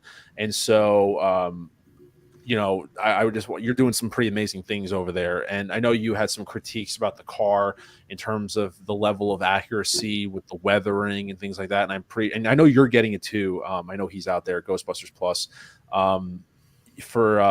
So the fact is that once more people get this in hand, I think you said he's going to do a little bit more weathering and want to be a little more true to the car. But I like what I'm seeing so far. I think that everything looks great. I'm not a huge fan of the Afterlife car. I'm more of a traditionalist. I don't like the gunner seat. I like the concept of it. I just like the original 84 myself. I don't like how the ladder's on the other side. It's just, I'm being stupid. But I can't deny that it has some shelf presence. It looks pretty fantastic, I got to say. Of the panel members, I know CMB, you have this on order. You have a couple payments left on it. Yep. Two payments left. Sean, are you getting this or you passed on it? No, I passed on it because I just want the original. Yeah. But I also thought this was going to come out on Sideshow. Yeah. And I'm still surprised it wasn't. I am shocked about that. And now, to be fair, I was one that, like I said, I just started collecting from I started buying from like off the racks and third parties like a couple months ago. So, like I said, I really thought that this was gonna hit Sideshow and then get a payment plan and stuff like that. So I waited too long. I really did wait too long. And like I said, it is what it is. This too shall pass. I got other vehicles I'm happy with. It's just that the Ecto was one of my 3 movie cars: 89 Batmobile, the DeLorean, and the Ecto 1. They're my 3 movie cars. And I think this is a great year and a half for collectors. As much as we all bitch and complain, there's negativity and all this stuff, I think it's a great time, especially if you're a fan of pop culture, that you get 3 of the biggest movie cars in pop culture history, all available in 6 scale format. You got 2 Batmobiles from Jazz Inc. Hot Toys. You got the DeLorean. Yes, it has its issues, but there are people that have been having very good luck with that. I think Connor and Chris, Hot Toys Nightmare, they've received their cars, and to my knowledge, there's no issues. They said they're perfect. So kudos to, except me and you were in that boat. Yeah. So, but here we're getting our first in-hand look. This is what was interesting of actually how the gunner seat works on the car. And he's going to pull out the gunner chair. You get your little mini proton pack there. So for those of you who haven't seen this video in hand, like I said, this is Bretta doing a little more of an in-depth review of it while Don shows off his fabulous pull. The fact that the helmet fits on your head too is kind of funny. That actually fits. No, is it full size? Full size, yeah. I mean, it's like they said it's a souvenir batting helmet, but also at the same time, it's a full-size batting helmet because I can actually put it on my head. Yeah. And the fact it's signed by... Yeah, dude. Like, I might actually be able to actually flip this for money. Well, you should keep it. Be your first collection. I might have to because I've actually worn it now. Yeah, you've actually worn it, so now it's and there's a record. And there's a record of it. Well, I'll sign it if anyone wants it, and I'll double the price and the value. You'll then it won't be worth anything. Yeah. Well, damn you. Cool. But this looks cool, guys. Getting back to this, though, this looks really cool. In terms of, I just want to back this up real fast. In terms of the gunner seat and the proton pack turning on and everything like that. That's really cool. So how they did that, it looks really neat. Like I said, kudos for all this. I like all that. Yeah, it's really cool. I like that a lot. I know I'm kind of waiting for the video to turn. I know CMB. It was pointed out to us. Actually, Ghostbusters Plus pointed it out. He did a quick little 2-3 minute video, kind of offering his critique of the video of Bretta's YouTube short, and he called out something that I can't unsee personally. I can't unsee it. Once I saw it, I'm like, ooh, and I don't even know if Bretta knows, and I'm not trying to call anything out, but and then I told CMB about it, and I'm like, yo, and I showed him, and he was like, damn, I can't unsee it either. And he's kind of like, I hope that's not a QC issue, because we're going to point out a QC issue that we potentially see on the vehicle. And this is kind of like in my head, in my description on this stream, I was kind of like, is any vehicle safe from QC issues? I mean, 66 Batmobile from Jazz Inc., the DeLorean from Hot Toys. Could this car potentially have a small little, a QC? I mean, I'm not trying to start anything, not trying to cause a mass phenomenon, but there's some decaling work that just doesn't look completely right on the vehicle. And like I said, for CMB, who is somebody that has this vehicle on order, he was kind of like, oh, damn, he kind of saw that. So we'll get to that as it pans around. But I like it. It comes with a little trap door. I don't know if his video shows the trap door dropping down. I don't know if he does. He does. It comes up. Yeah, I saw it when it first came out, and then I don't remember. I'm watching it. It's just good to know that my guy, that before he disappeared, everything he said was coming on it came true. Yeah. So. No, you told me that you were like, hey, my guy disappeared, but everything he said is coming true. So I'll confirm. I'll confirm what CNB's spies told. You did that that was a Geeking Out stream. I remember. I wasn't streaming with you guys then. I was watching live, and I was like, holy shit. I was hoping we would get more Blitzway Ghostbusters figures too. Yeah, but unfortunately, apparently he was. I'll tell you, it's a certain person I used to be employed for in a baseball team. Bill Murray. Oh, did I say that out loud?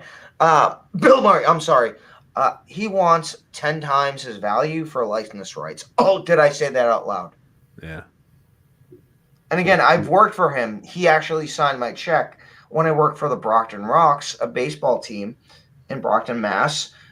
he did it as an investment, got out of high school before I went to college and the army, all that stuff. I actually worked for Bill Murray. I've met the man. Now, Bill Murray, he's a freaking genius. But also at the same time, he don't know how to talk to people. Ghostbusters You know Plus what I mean?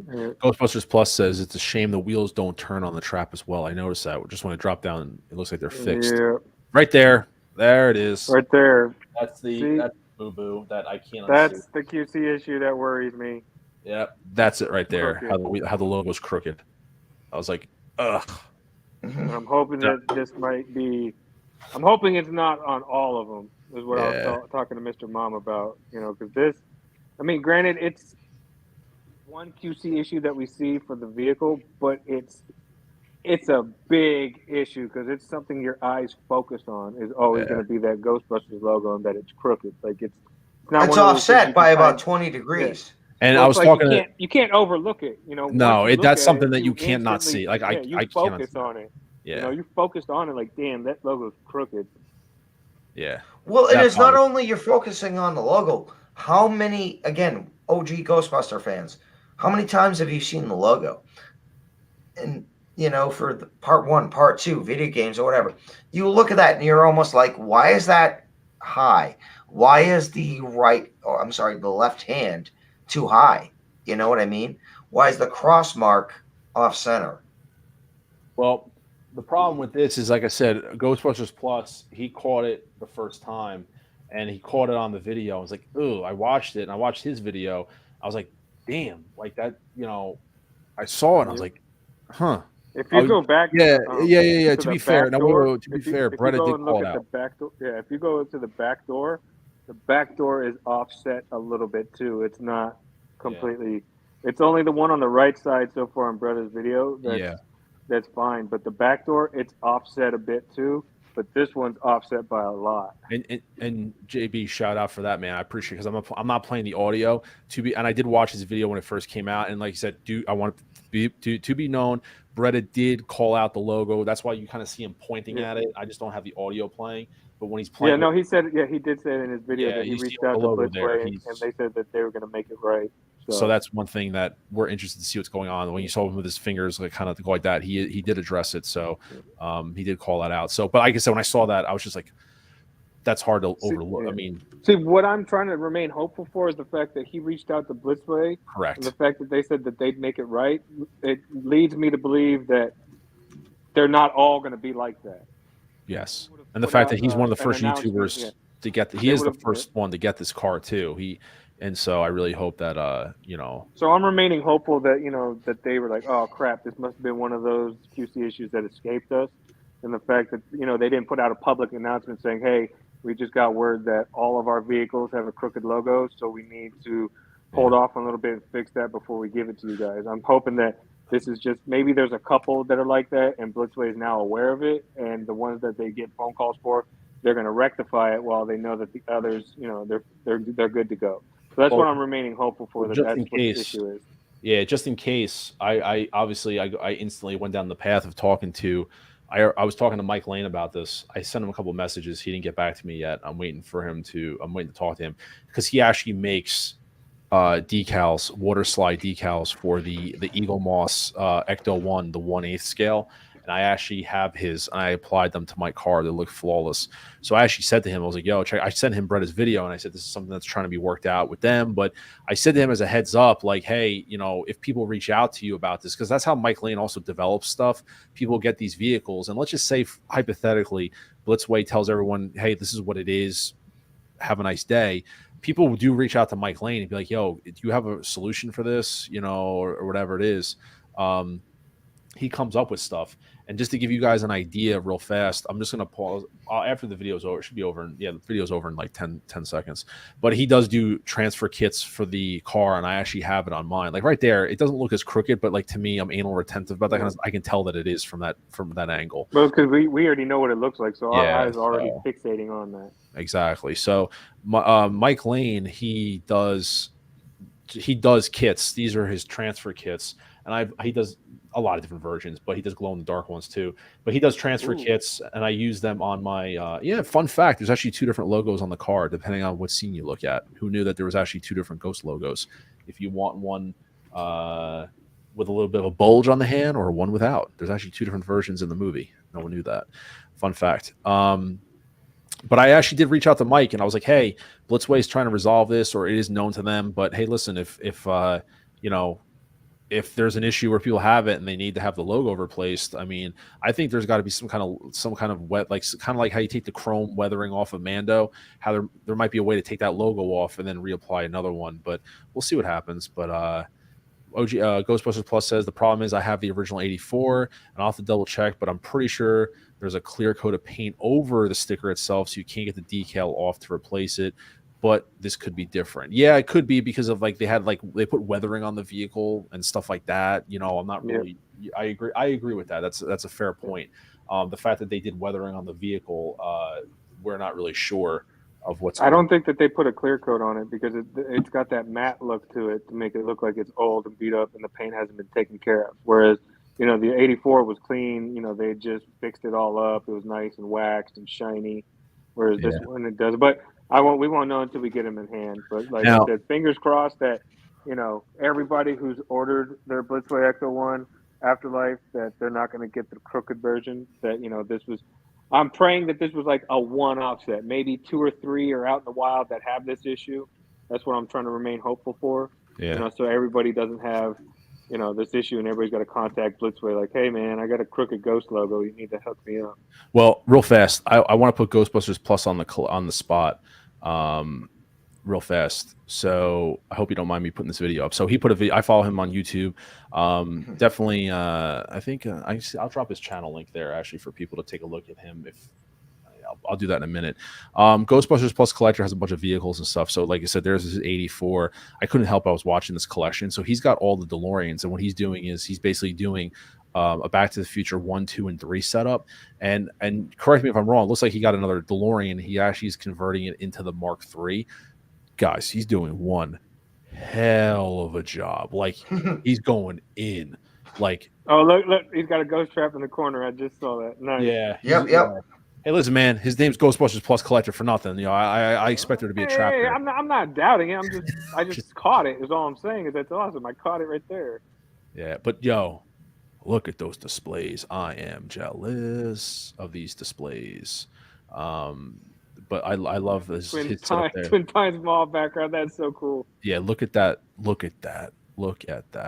No, I'm gonna just say. And he built. By the way, he has multiple videos. Everyone, he built all this by hand. Like this diorama, the train tracks, all this stuff. He has videos him building all this stuff. So it's all, and the wheels. Like I said, watch the video. I'll put the video in the description. You can watch it because he's talking through it. The wheels I think are being printed, 3D printed by somebody.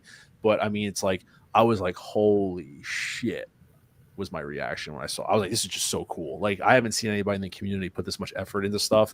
I mean, I've seen effort put into stuff that's like half-assed, but this is like, it's legit. Like there's passion here. I really wanted to show this off because I saw this video and I was like, this is just so cool. Like really neat. Like this is going all out. Yeah. Even did the 3.6 of dynamite, everything like that. Yeah, this is just. Damn, dude.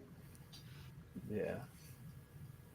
Jamba, that's amazing. This is a fan who has put his love and his skills and knowledge. I just dropped the video. I just dropped the video link in there. If anyone, I hope that's a link if everyone that works. But I just dropped his link in. I just dropped the link to this video in there. Dude, that backdrop is so sick. He actually said he took that photo and got it blown up. Like he found that and blew it up. That wasn't someone. Yeah, you could tell that it's like custom, but I'm saying that's sick. Oh yeah. Yeah. All right, so I've got to bounce in about 2 minutes. So real quick, again, if you're watching, Mr. Mom, thank you. I know Mr. Mom and I have talked about potentially branching out from other aspects aside from just 1/6. So again, I have 4 more boxes being dropped off with collectibles. So just as a preview, we'll do some pack breaks, but we also will do other items. But again, at this point, Mr. Mom next stream will give away an autographed Dallas Cowboys jersey. Well, so real quick, before you leave, next Thursday, next Sunday, I'm gonna try to do the giveaway. I did a video of a giveaway stream that I have, the hot toy and a bunch of stuff. So I have that planned. I was supposed to do that this Sunday, but I can't do that. So for those who are wondering, I do have the video link up already for next Sunday at 6:00. That's going to be the stream where we're going to do the giveaways. That's pretty much going to be a free for all, giving stuff away. I want to try to get all the boys back on, and we're just going to do the hot toy. We got the sideshow gift cards. We got the hot toy. I might have one more thing also. It's just going to be a fun stream. You know what? Let's add this as well. Again, giving stuff away. I think Don's been drinking. Yeah, I think he's been drinking too. Not enough to be incoherent. That's the difference. I'm not talking about no. I got this 2-pack for such a price. I always knew one of these jerseys was going to be given away. You know what I mean? No, Tony, we don't live near each other. We just talk a lot every day. So, but we don't live near each other though. I'm in New Jersey. I'm in dirty Jersey. So I'm in Jersey. Myself and Mike Litteris, we're from Jersey. We're Jersey boys. We're not. Me and Don, we're not together. We're not in the same state. We don't live close. So within 3 hours, you could get to each other. That is true. The way I drive, I could get to him within 90 minutes. Next stream will be like this one. Nobody will still want the jersey. Oh, damn you bastard. I have to advertise. Can there be some Cowboy fans show up for the stream? Tell your friends, whoever watches, please show up for the stream. We just need one Cowboys fan in there to. Nobody's going to admit that in the chat. They might be a secret diehard Cowboys fan, but they're keeping that to themselves. On distance relationship, that is cute. That is cute. All right, that is cute. No, you know what? This would be the perfect ad. Hello there. Do you have a girlfriend that continues to take your clothing, including your jerseys, and you want her to feel special and something you'll never wear? Then get her a Dallas Cowboys jersey. That's right. Dallas Cowboys jerseys made for her so you feel better and have your own shit. Yep. There you go. Tony says, I'm from East Brunswick. Oh, my in-laws actually live in East Brunswick. I'm like 20. I'm 20 minutes from East Brunswick. I live in Freehold. So my in-laws actually live in East Brunswick. So, and Don lives in Mr. Mom's basement. Love you, Don. That is, hey, Mr. Mom, pound on the floor real quick. See if we there you go. Look, wait, I'm just gonna ceiling. Yeah, I'm just gonna pound on. Yeah, Don, just don't pound on the ceiling. Yeah, there you go. Wait, did you hear that? Jacksonville, Florida. Oh, Jacksonville. There you go. Is everyone doing call outs? I'm not gonna be Denobi. Everyone does a check-in from where they are. Where are you checking in from? Who's trying to take Denobi's thing? Where's everyone checking in from? We got Florida here too. Wish I was in Florida with the weather. Oh, I'm sorry about Florida. Nah, but Don, you said you got to go. We'll talk. Let's figure out some logistics. I'm off a couple days next week for 4th of July, so I did say I'd get a couple streams in, and like I said, me and you could even do like a dedicated like sports memorabilia stream if you want to do that. We'll figure it out. Literally, guys, you're watching this develop on the fly. We're figuring this shit out as we go. So, but Don and I are going to work together. If it was Patriots jersey, I'd be interested. No Patriots. If it's a Patriots jersey, it ain't being sent to you. Sorry. Oh, Jordan's from Massachusetts. There you go, Don. Hey, there you go. There you go. One, Don. Yeah, you guys are closer. Hey, Jordan, you want a Dallas Cowboys jersey? He's going to tell you no. Peyton, 23. Good evening, Peyton. What's going on, my friend? I hope you're doing great. Thank you. You're coming in and just antics, honestly. JB from the UK, I really do appreciate you coming, watching from a distance. I really do appreciate it. Martin from Canada. I love that, man. That's what I love about the community, getting everybody just from all over. It's such a cool feeling that even, for the amount of people that watch, that you just have a reach from just all over the place. That's so damn cool. I just love it. I love just seeing everybody else, just where everyone's from, and I'd have no clue. So I'm hearing all this for the first time. So this is just awesome. But Don, we will give an actual signed Cowboys jersey away. Sorry. Again, we will give the Cowboys jersey away. And C&B is running my promo hype right now. Oh, man. It's not working, though. It's not working. Boba from Los Angeles. If you have somebody that you don't like in your family, just admit that you like the Cowboys, get the gift, and then give them the jersey. I'm just saying. It could be one of those I love you, but I hate you gifts. That's so funny. It's going to be free. we're giving away on Mr. Mom's Collectibles. Yeah, So, well.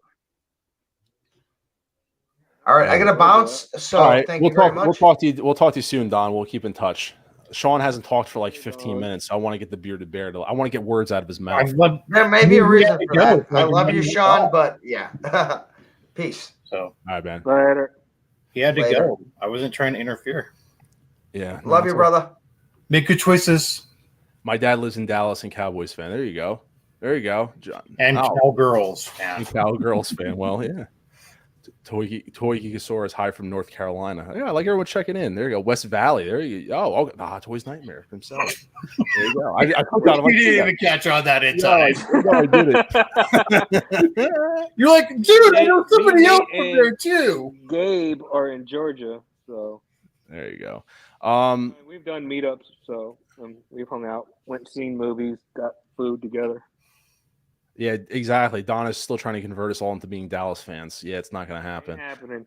Ghostbusters Collectors Plus, thanks again for the shout out and kind words, Mr. Mom and fellow collectors. Hit that like button on the way out. I really do appreciate that, man. And honestly, dude, hit me. I don't know. I have no problem, man. Hit me up. If you ever want to be on stream, dude, Ghostbusters Plus. I don't honestly even know your name. I just know we interact on YouTube. We comment on each other's stuff. We like each other's stuff.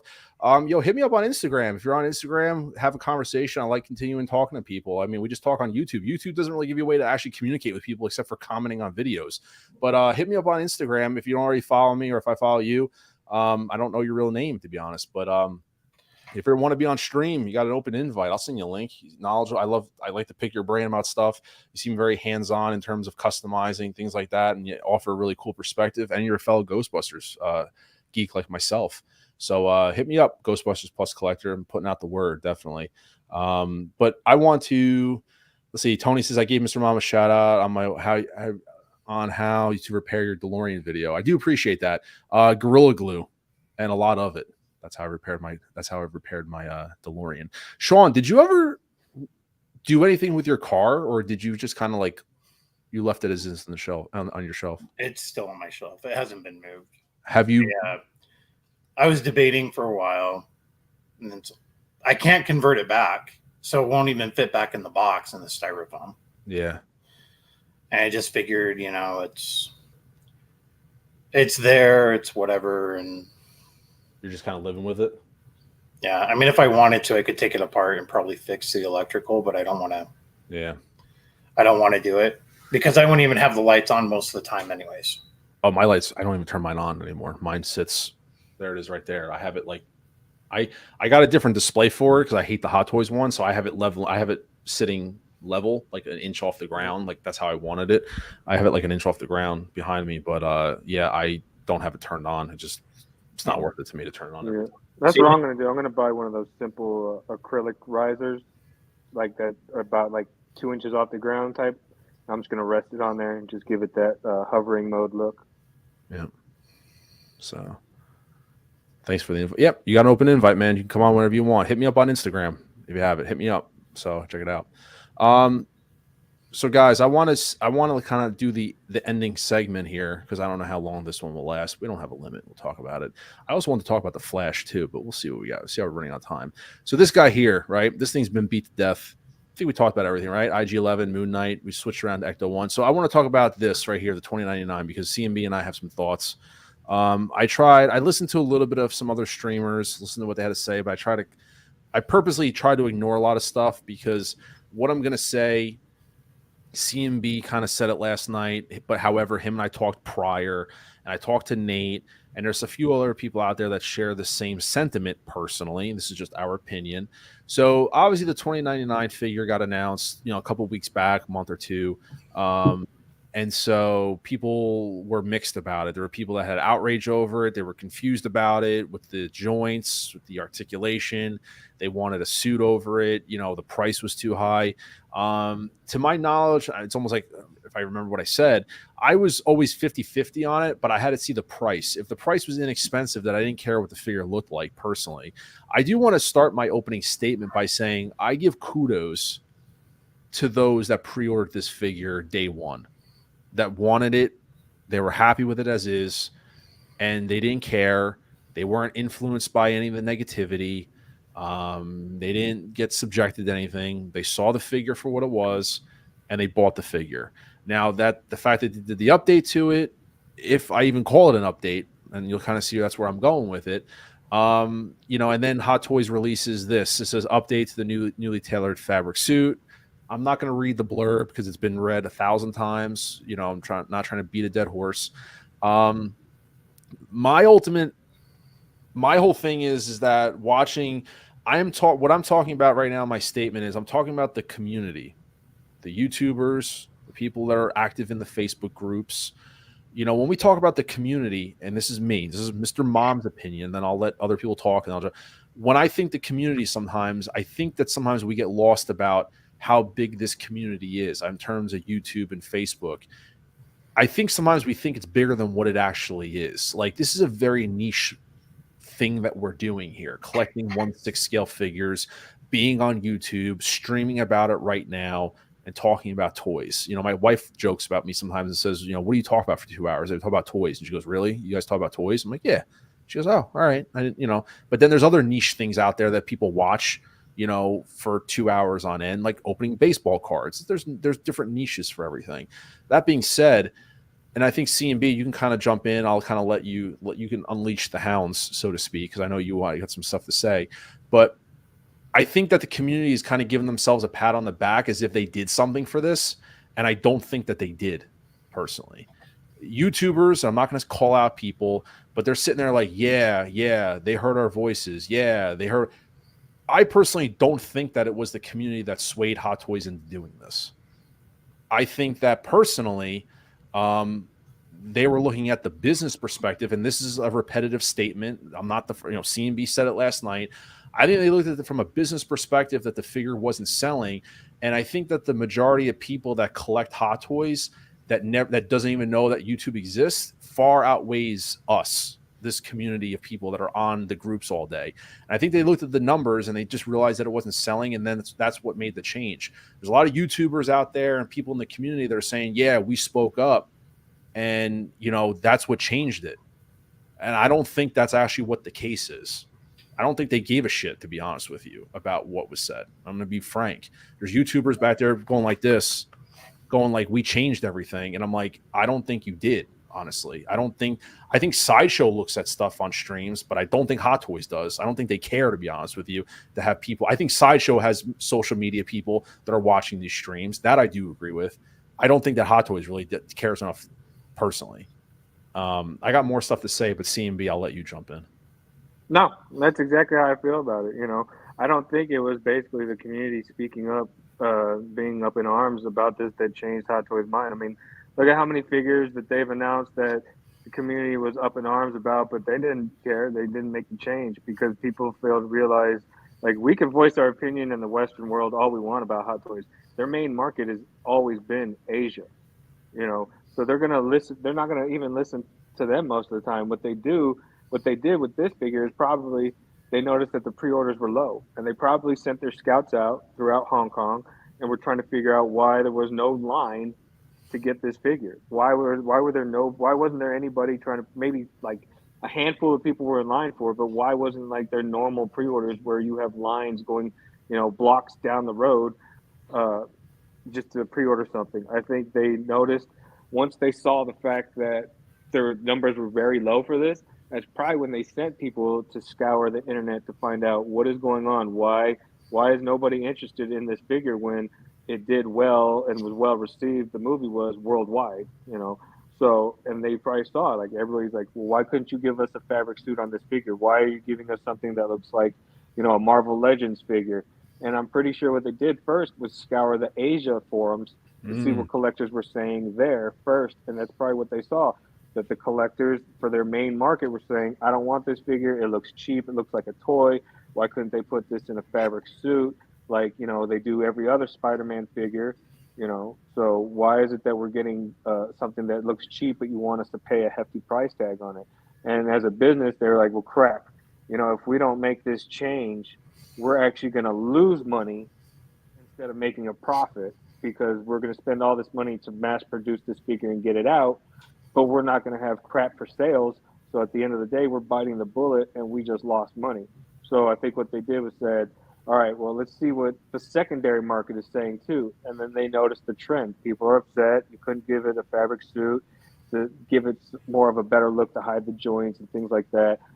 And that's probably when they said, you know what, it's cheaper for us to just add a fabric suit real quick to this figure. Don't make any other changes.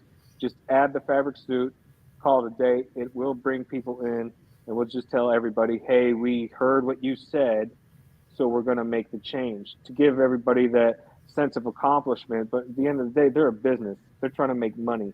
So what they saw in their eyes was, if we don't make this quick change, we're going to lose money on this. So we need to make that change so we can gain money on this to fund future projects and keep ourselves going.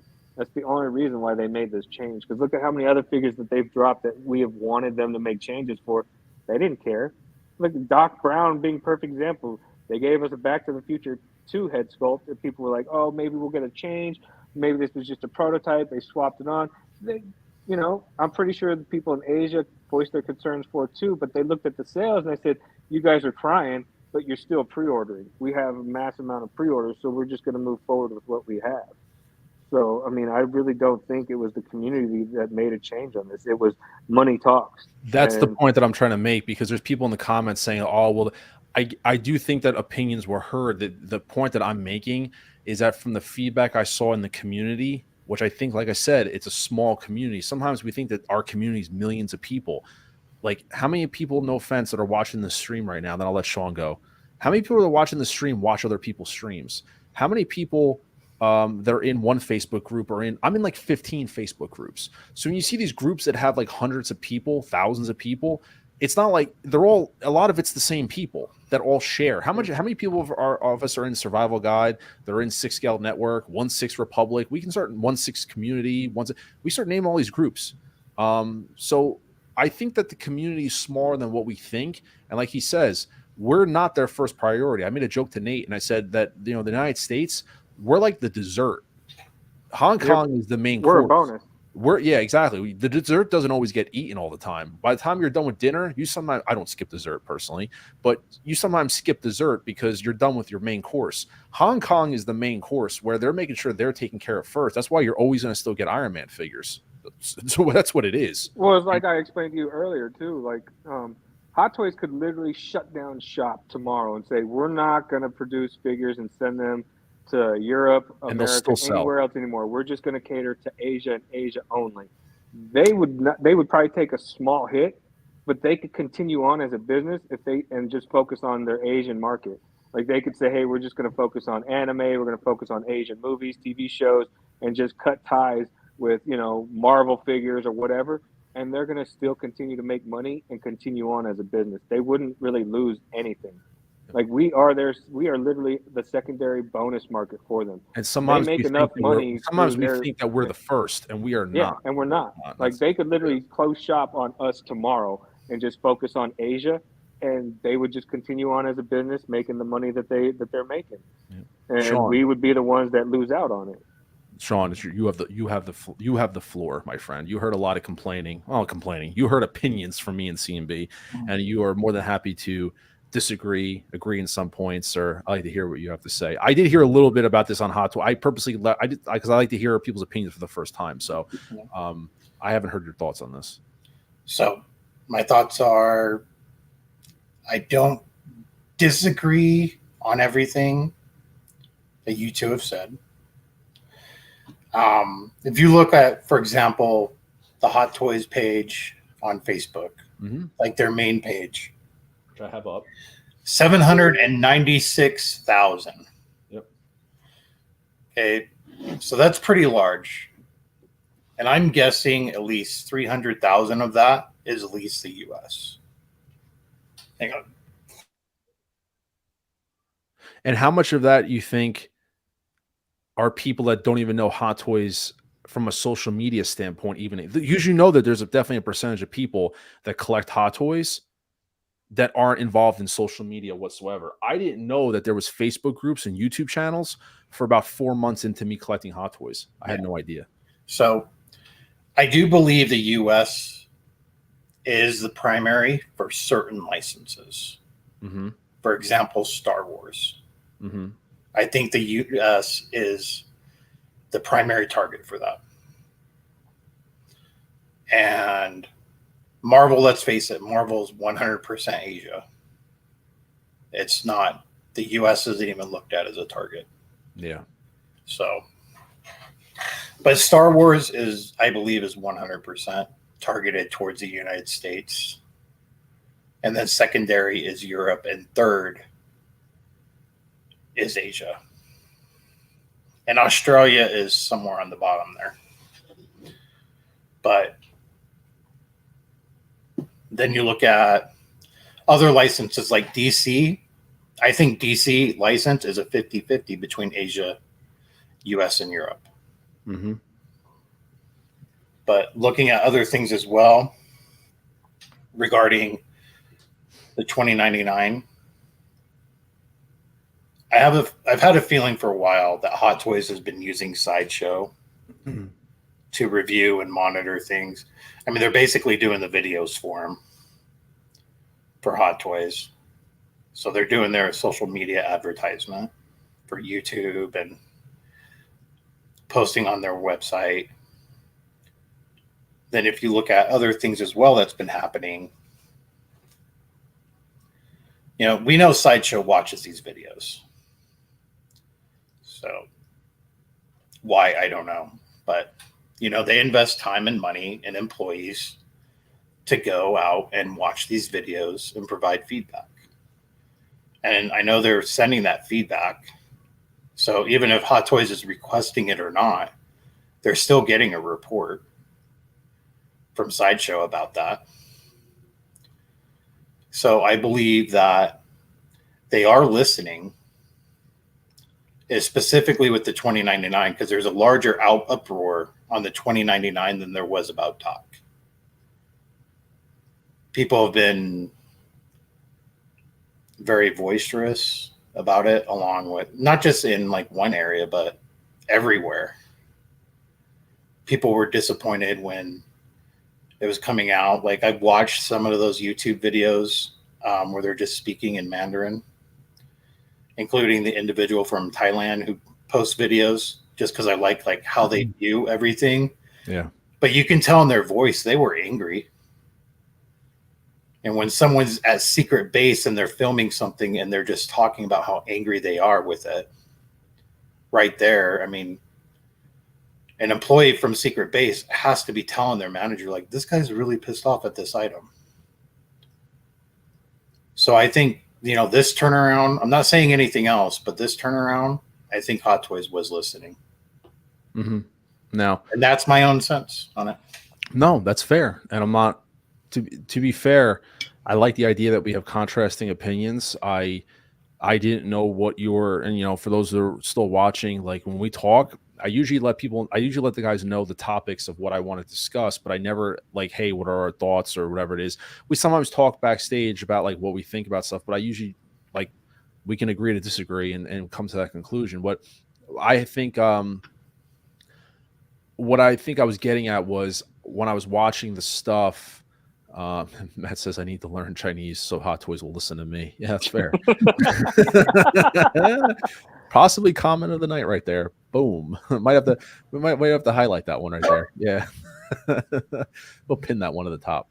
I'm just saying that my own thing is I had a gripe with the way the community reacted to it, because they're acting like, because it basically, it gives empowerment that like, okay, if we bitch more, let's just dial it up to like a 13. Now, granted, every time Hot Toys puts out something, they're never making a certain demographic of the community happy, whether it's people that, oh, it's another Star Wars release, or, you know, like if they put out a Marvel release, oh, where's Star Wars? You know, I haven't seen a Star Wars release in a month.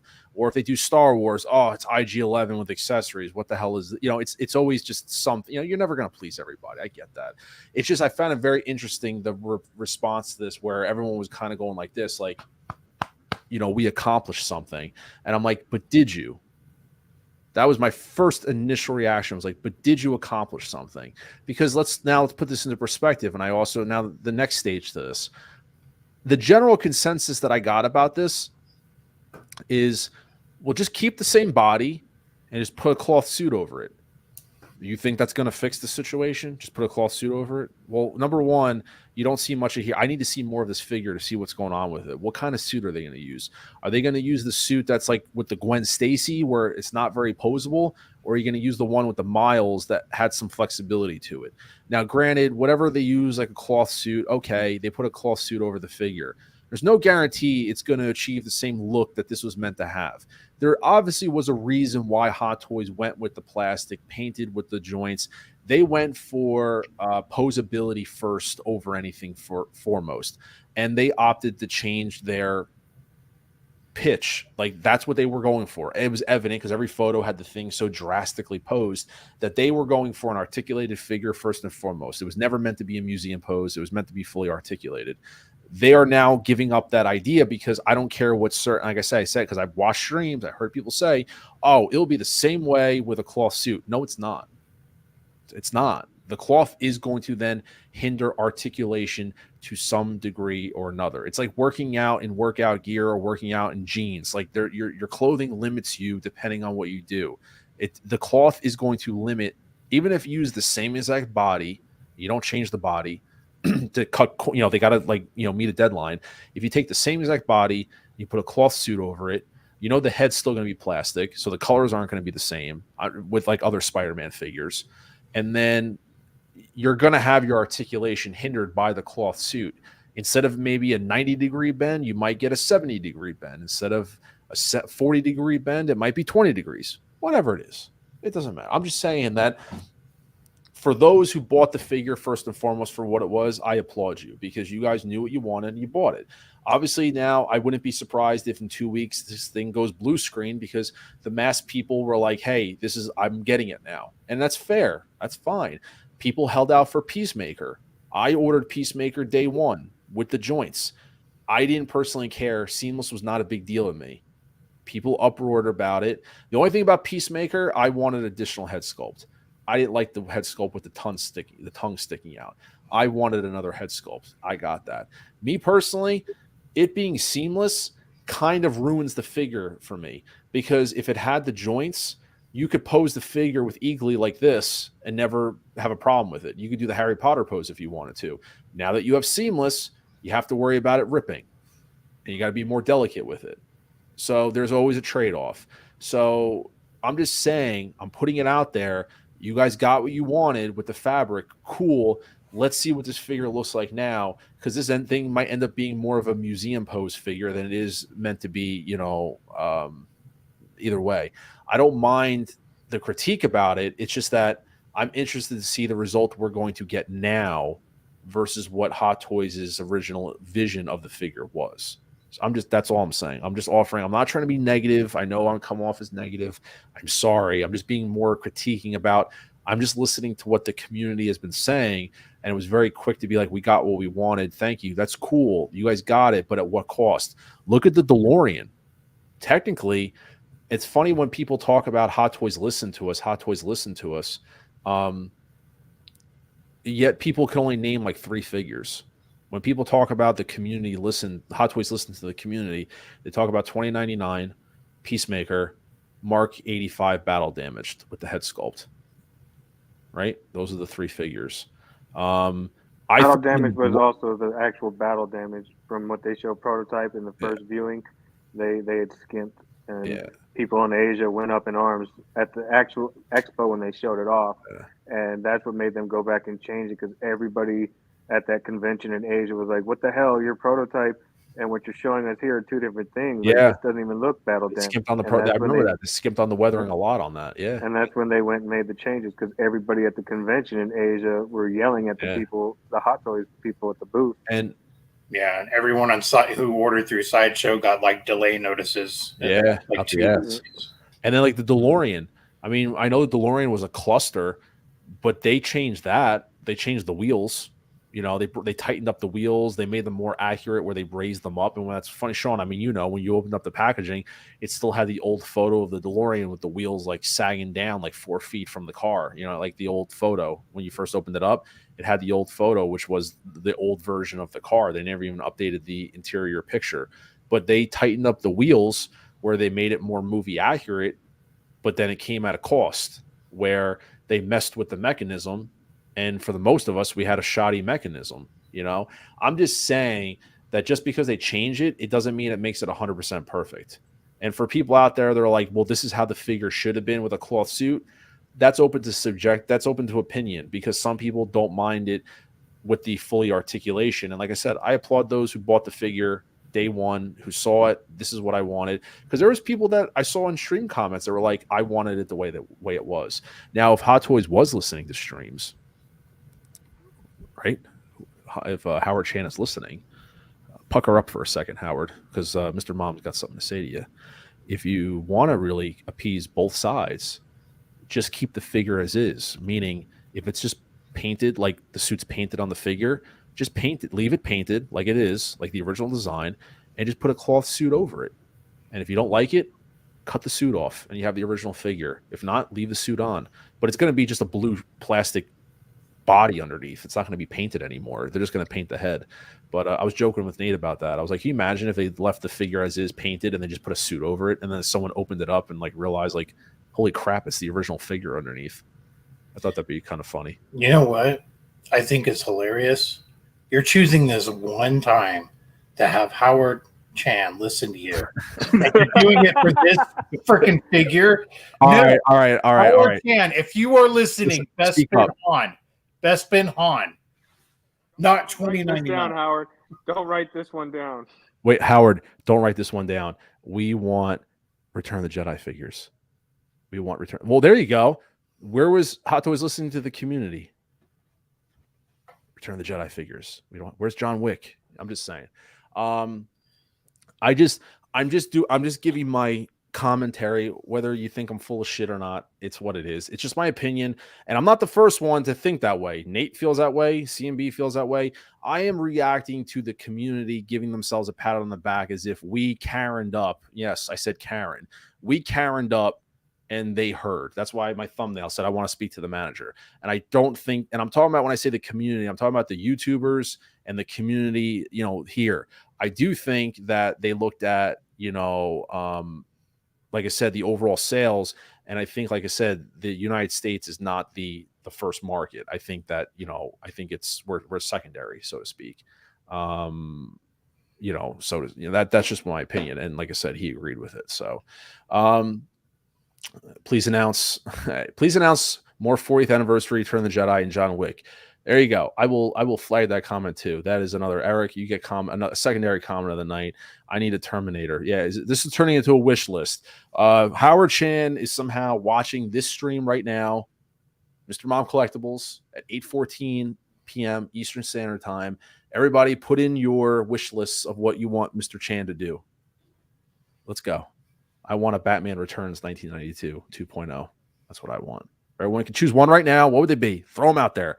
If you want one wish list from Mr. Howard, drop it right now. Let's go. What do we got here? I got Batman Returns 1992 2.0. Let's go.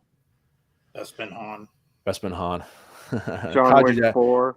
Kaji Daddy, thank you so much for jumping in and leaving a comment. Having seen this in person, it looked much better in person than I thought. However, it won't really go well with other 1/6 figures due to the look of the joints. I don't disagree with you.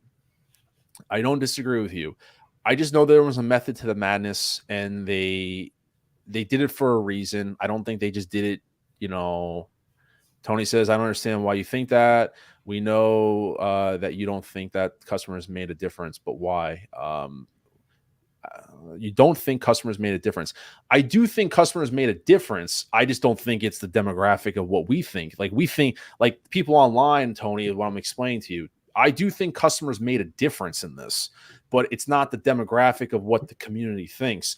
Like I said, from what I've seen, people are kind of like patting themselves, like YouTubers and stuff are like, yeah, our voices were heard. I think it was more the Asian market. I think it's a lot of the people that don't even know Facebook groups exist. I think those are the ones that made the change. Personally, that's just my opinion. Everyone's entitled to one. I do think that customers made a difference, but I don't think it's the demographic that we sometimes think it is. I think it's the Asian, Hong Kong market. I think it's a far more of those people that don't even know YouTubers like us are doing this right now.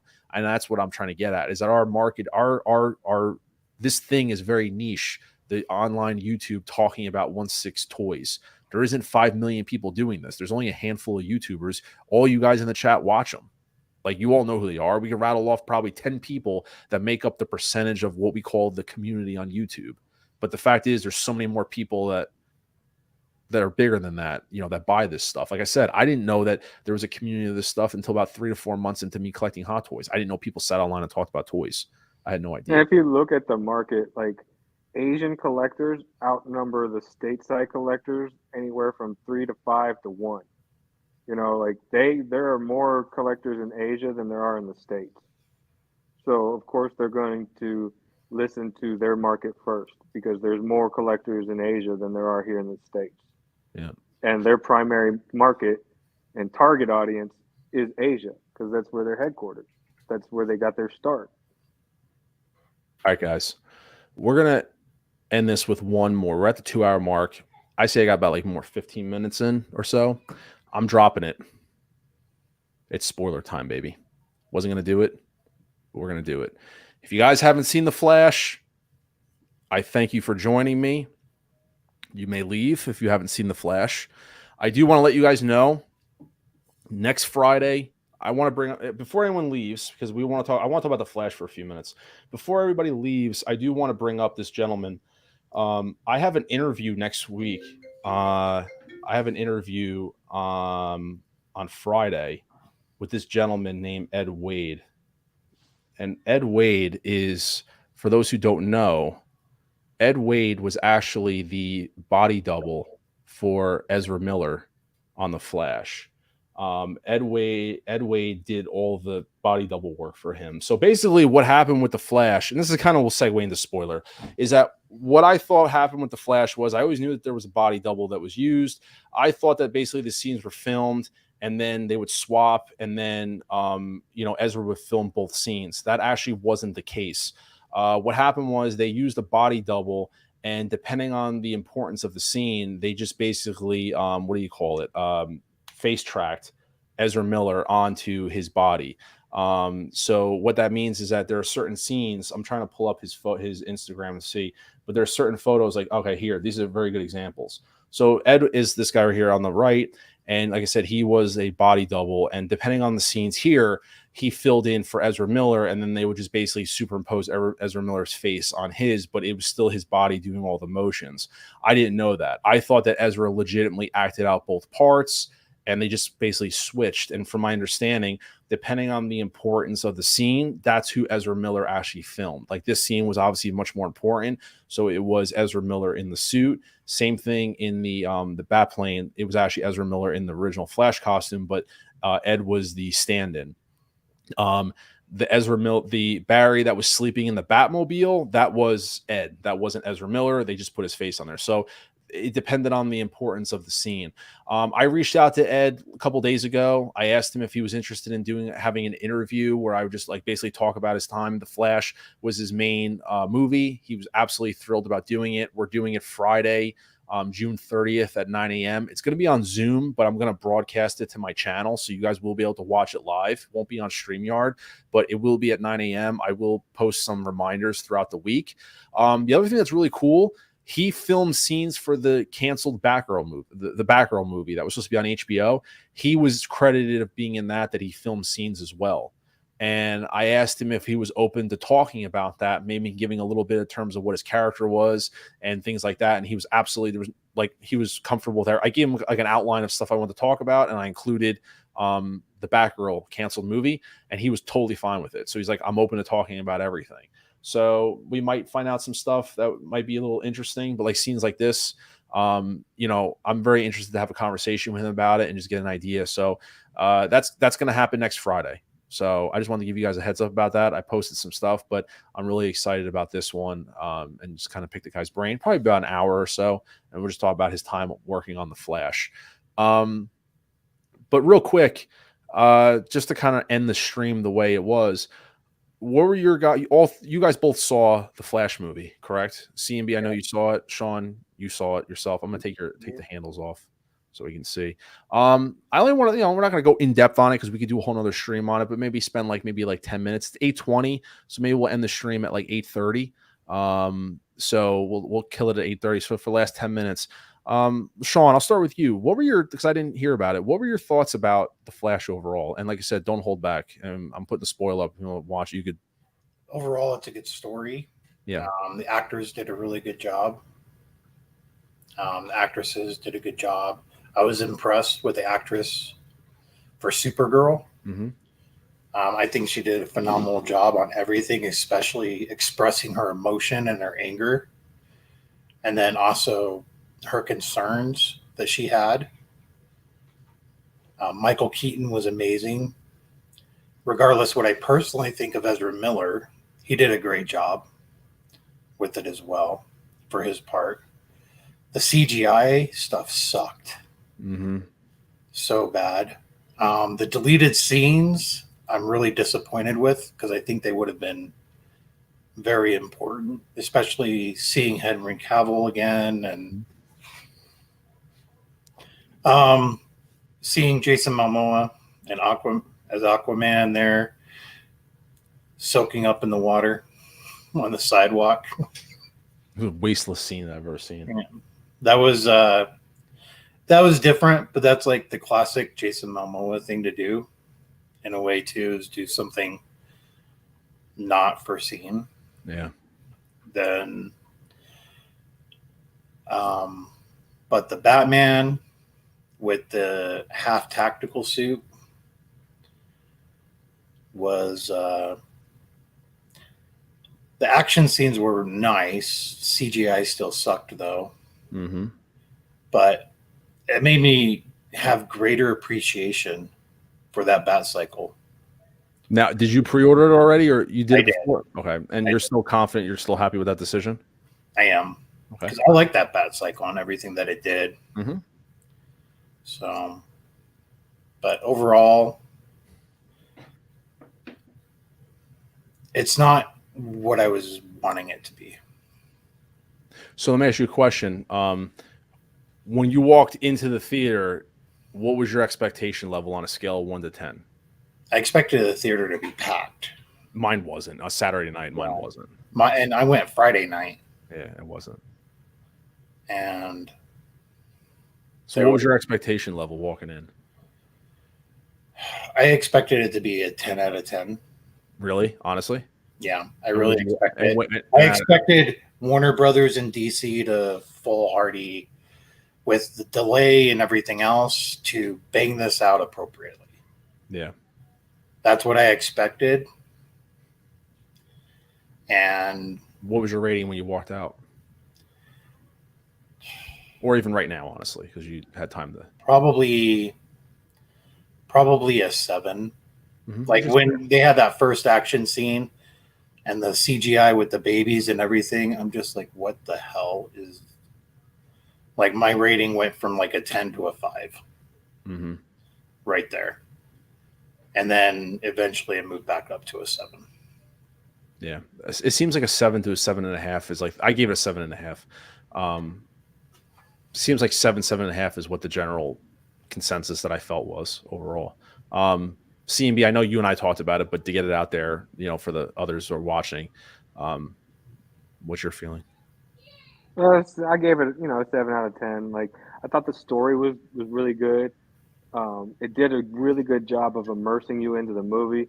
But then when the bad CGI would pop up, it would literally, like for me, I was getting into it. Then you get the bad scene, like Sean said, like the babies completely disconnected me from being immersed. And then the story built up again. And then we got the Chrono Bowl CGI in it. I lost the immersion again. So it was like, it's kind of like a roller coaster. You get hooked, then it drop and let you down. Then you get hooked, then it drop and let you down again. So, I mean, I didn't really have too much expectations, just given that DC has been on a really bad roll as far as movies. But I was hoping for the best. But I went in there with no expectations, and I was fairly impressed, like I said, with the story. So, and the actors and, everything they did, like Sean said, Supergirl, she did phenomenal. Given whatever anybody feels about Ezra Miller, like even I don't like him and all that drama he's involved with, I thought he did a really good job in this movie. But at the end of the day, I too just give it a 7 out of 10, just because that CGI was so bad that it would literally I would just lose that immersion feeling that I was into the movie. I was getting lost in the moment, and then you just get that bad CGI, and it just like that's all I could focus on instead of the story at that time. It's like, man, this CGI is horrible. Like I felt, we had walked back all the way into 2002 with the type of CGI we were being given. And I know the director tried to make the excuse about, oh, it's supposed to be that way on purpose. No, it wasn't. No way in hell was that supposed to be on purpose, especially with the baby scene. Why was that supposed to be like that? Chrono Ball, I can understand, okay, maybe you want to make it look that way because that's how things are viewed in the Chrono Bowl. But what's your excuse with the dog and the babies? What's your excuse with the horrible CGI of implanting Ben Affleck's face onto his stunt double? What's the excuse with even some of the scenes with Barry in his suit? You could see the gap between the mask and the CGI face. Like there were so many things that he said that were supposed to be on purpose, but I don't buy it. It's just making excuses because even he knew that the CGI was done badly. Just own up to it. Warner Brothers didn't want to fork out the budget because they were already way over budget from the reshoots and the delays. But they didn't want to fork out more money to actually clean up the CGI, and they just dropped it the way it was because they were hoping that people would be like, oh, it was a great movie, so they could go ahead and do the reboot and move on to the Gunn universe. Yeah, I mean, yeah, I don't disagree. I posted a review of it on my channel. I gave it a 7.5. I went in with literally no expectations. I wanted to see Keaton, and that's really what it was. I thought that he delivered. I felt like Michael Keaton stepped back into the role as Batman, and like he didn't lose a beat. I definitely liked what they did with him. Ezra Miller, I thought was fantastic. His acting was unbelievable. The CGI, I thought it didn't do enough to take me out of the movie, like a lot of the scenes. I thought the CGI on the two Ezras was probably where they spent a lot of it to make sure like that was spot on. There was very few moments where I was like, that looked off where they were both next to each other, but it looked pretty damn well overall.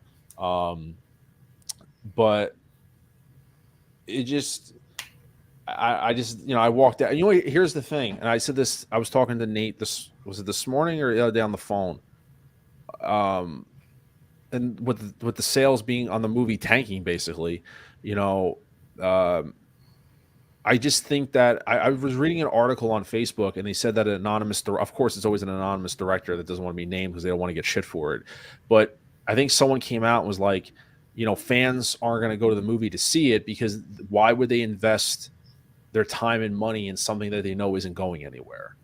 When people know, like we went into this movie knowing what the future of DC was, right? We knew there really probably wasn't going to be a Flash 2.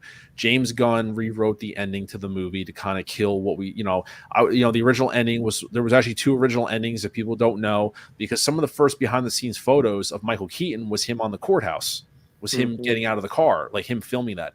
The first photos of Supergirl being hung up by wires was her coming down in front of the courthouse steps. So, like, the original ending was supposed to be Keaton and Supergirl, and then another ending was supposed to be Keaton, Supergirl, Henry Cavill, and Gal Gadot. And then we finally got the George Clooney one. So that obviously was him changing that, which rewrote the whole ending of the movie. So it's almost like people knew that James Gunn had his own universe going on. So to be fair, what it cost me and my wife cost us like $40 to go, and then we got popcorn, drinks, and stuff. Let's say it cost us $75 to go see the movie. For some people, they would say, you know what, I'm going to wait till it comes out and watch it at home. You know what I mean? I'm not going to go out and invest $75 my Friday, Saturday night, because some people are invested in these movies and they want to see the continuation. They want to see something else, like another, like, hey, whatever. And for some people, they're like, why would I go out and do that if like they know that DC is not putting any more effort into the series? Screw it. Why should I go out and waste? And that's a fair judgment too. You know what I mean? Like the hardcore fans, the geeks, all of us out there, we're the ones that probably went out. That those are the people that got it. But the casual fan really isn't going to care. They're going to say, hey, I'm going to wait to see it when it comes out, on HBO Max or something like that and watch it. And so, and obviously people spoke with their wallets because there was also people that didn't support Ezra Miller and his personal situation, and people are saying that has something to do with it. But I just think, it's a culmination of stuff. And I thought it was an enjoyable movie. I came out of it enjoyed, like, oh, that was an enjoyable movie. But just that DC is such a cluster of what's going on right now. And like Aquaman's going to be a cluster because he's now reshooting again for like the third or fourth time. That's going to be a total dumpster fire of a movie.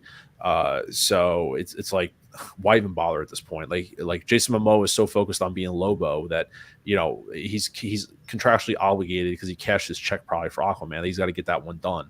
But that's going to be another dumpster fire of a movie. Like, I mean, first one, and that's what's funny is that the first movie is their only $1 billion movie. Is Aquaman. It's their only $1 billion movie. Everything else was like in the 800s, 900s. Aquaman's their only $1 billion movie. And that movie still sucked. So, I mean, it is what it is. I mean, John says, I saw Flash 3 times in the theater. I mean, it's an enjoyable movie. It was enjoyable. I walked out. I came in with no expectations, man. That's why I thought it was so enjoyable. You know, they share the universe. Movies partly generate interest by setting up the next movie. And without that, it's hard for people to get enthusiastic. Yes, that's what I mean. It's very, that's why the end credit scenes really didn't do anything. I mean, to be very honest, I posted a link in our Facebook group that, like, I think that it was the success of The Flash was dependent on if Michael Keaton would have gotten a Batman Beyond the movie. They had a Batman Beyond movie planned with Michael Keaton, dependent on the Flash's success, and it's pretty much guaranteed that has been scrapped because of the performance of the Flash. So we would have gotten potentially more Michael Keaton, but you know that's not going to happen. So it is my kid wants.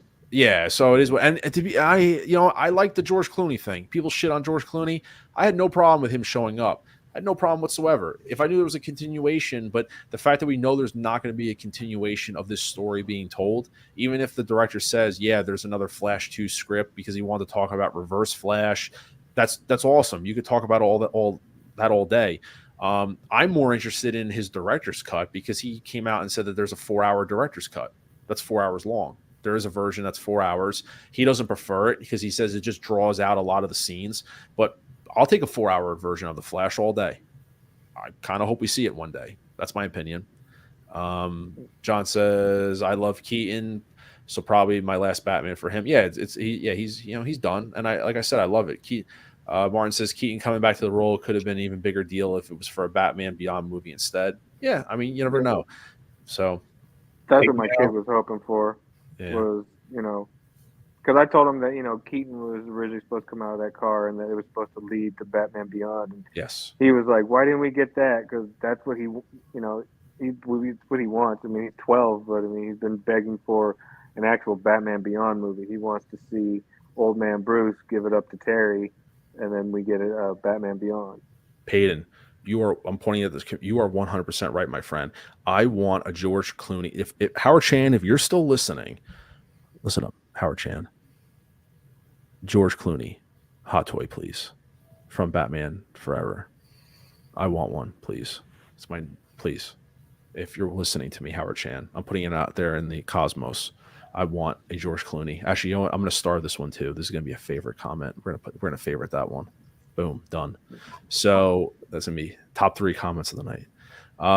Will Hot Toys release? We'll end this. This will be the final question. Will Hot Toys release more Flash from this movie? I am unfortunately leaning towards I don't think that we are going to get the Armory. I'm holding faith. You know, I hope if we were to get one more thing released, I say thing because, you know, it could be the Supergirl.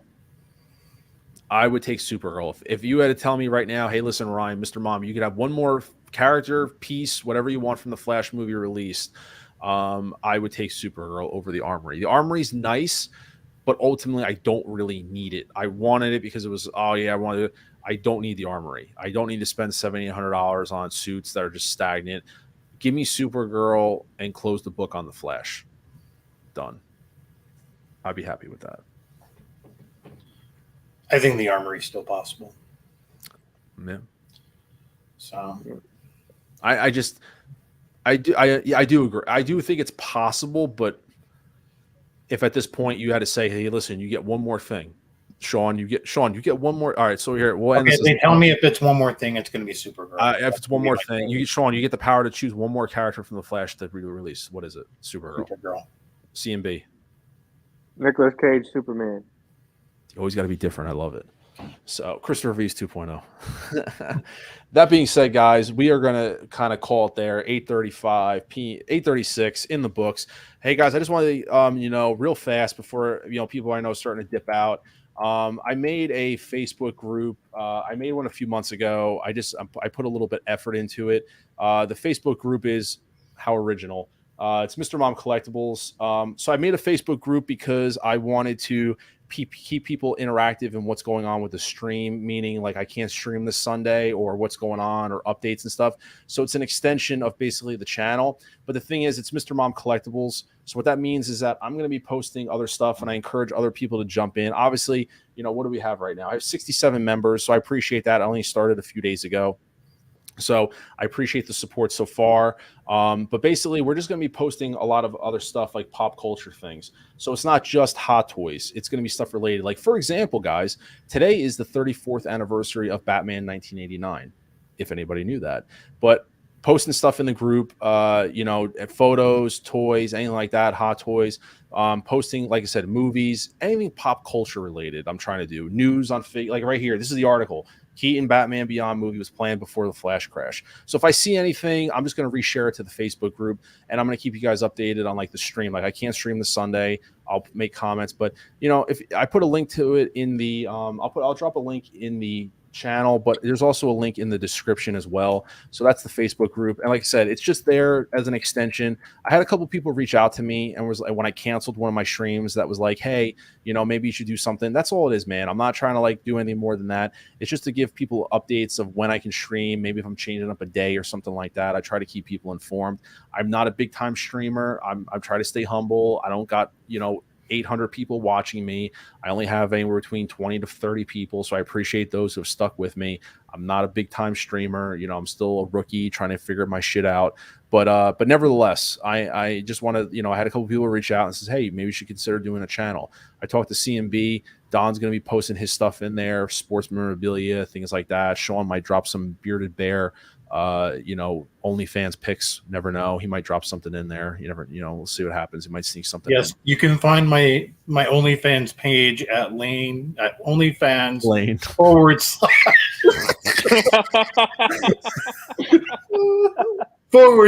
Crown of Marble. Oh my God, Lane. Oh man, I gotta clip that now.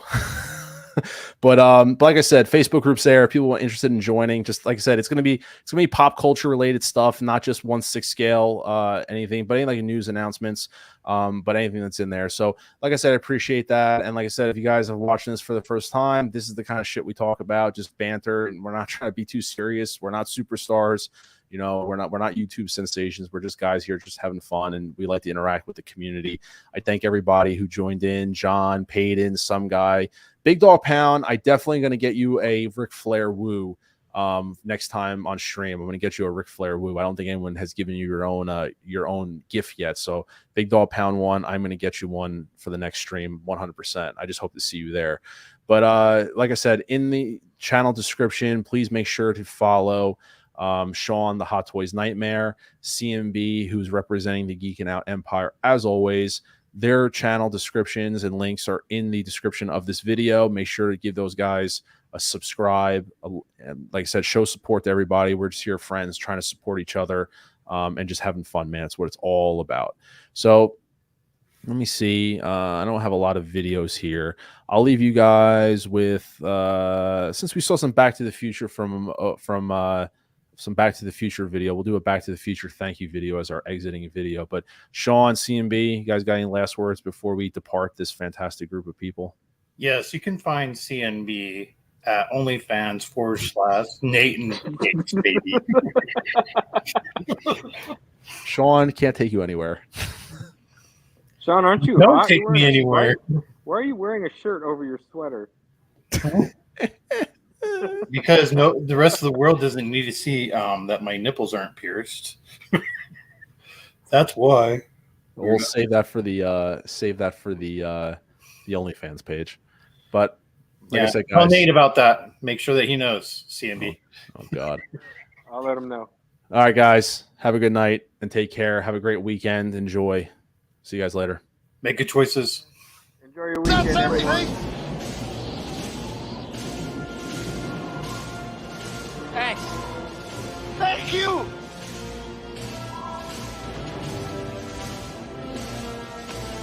In about 30 years,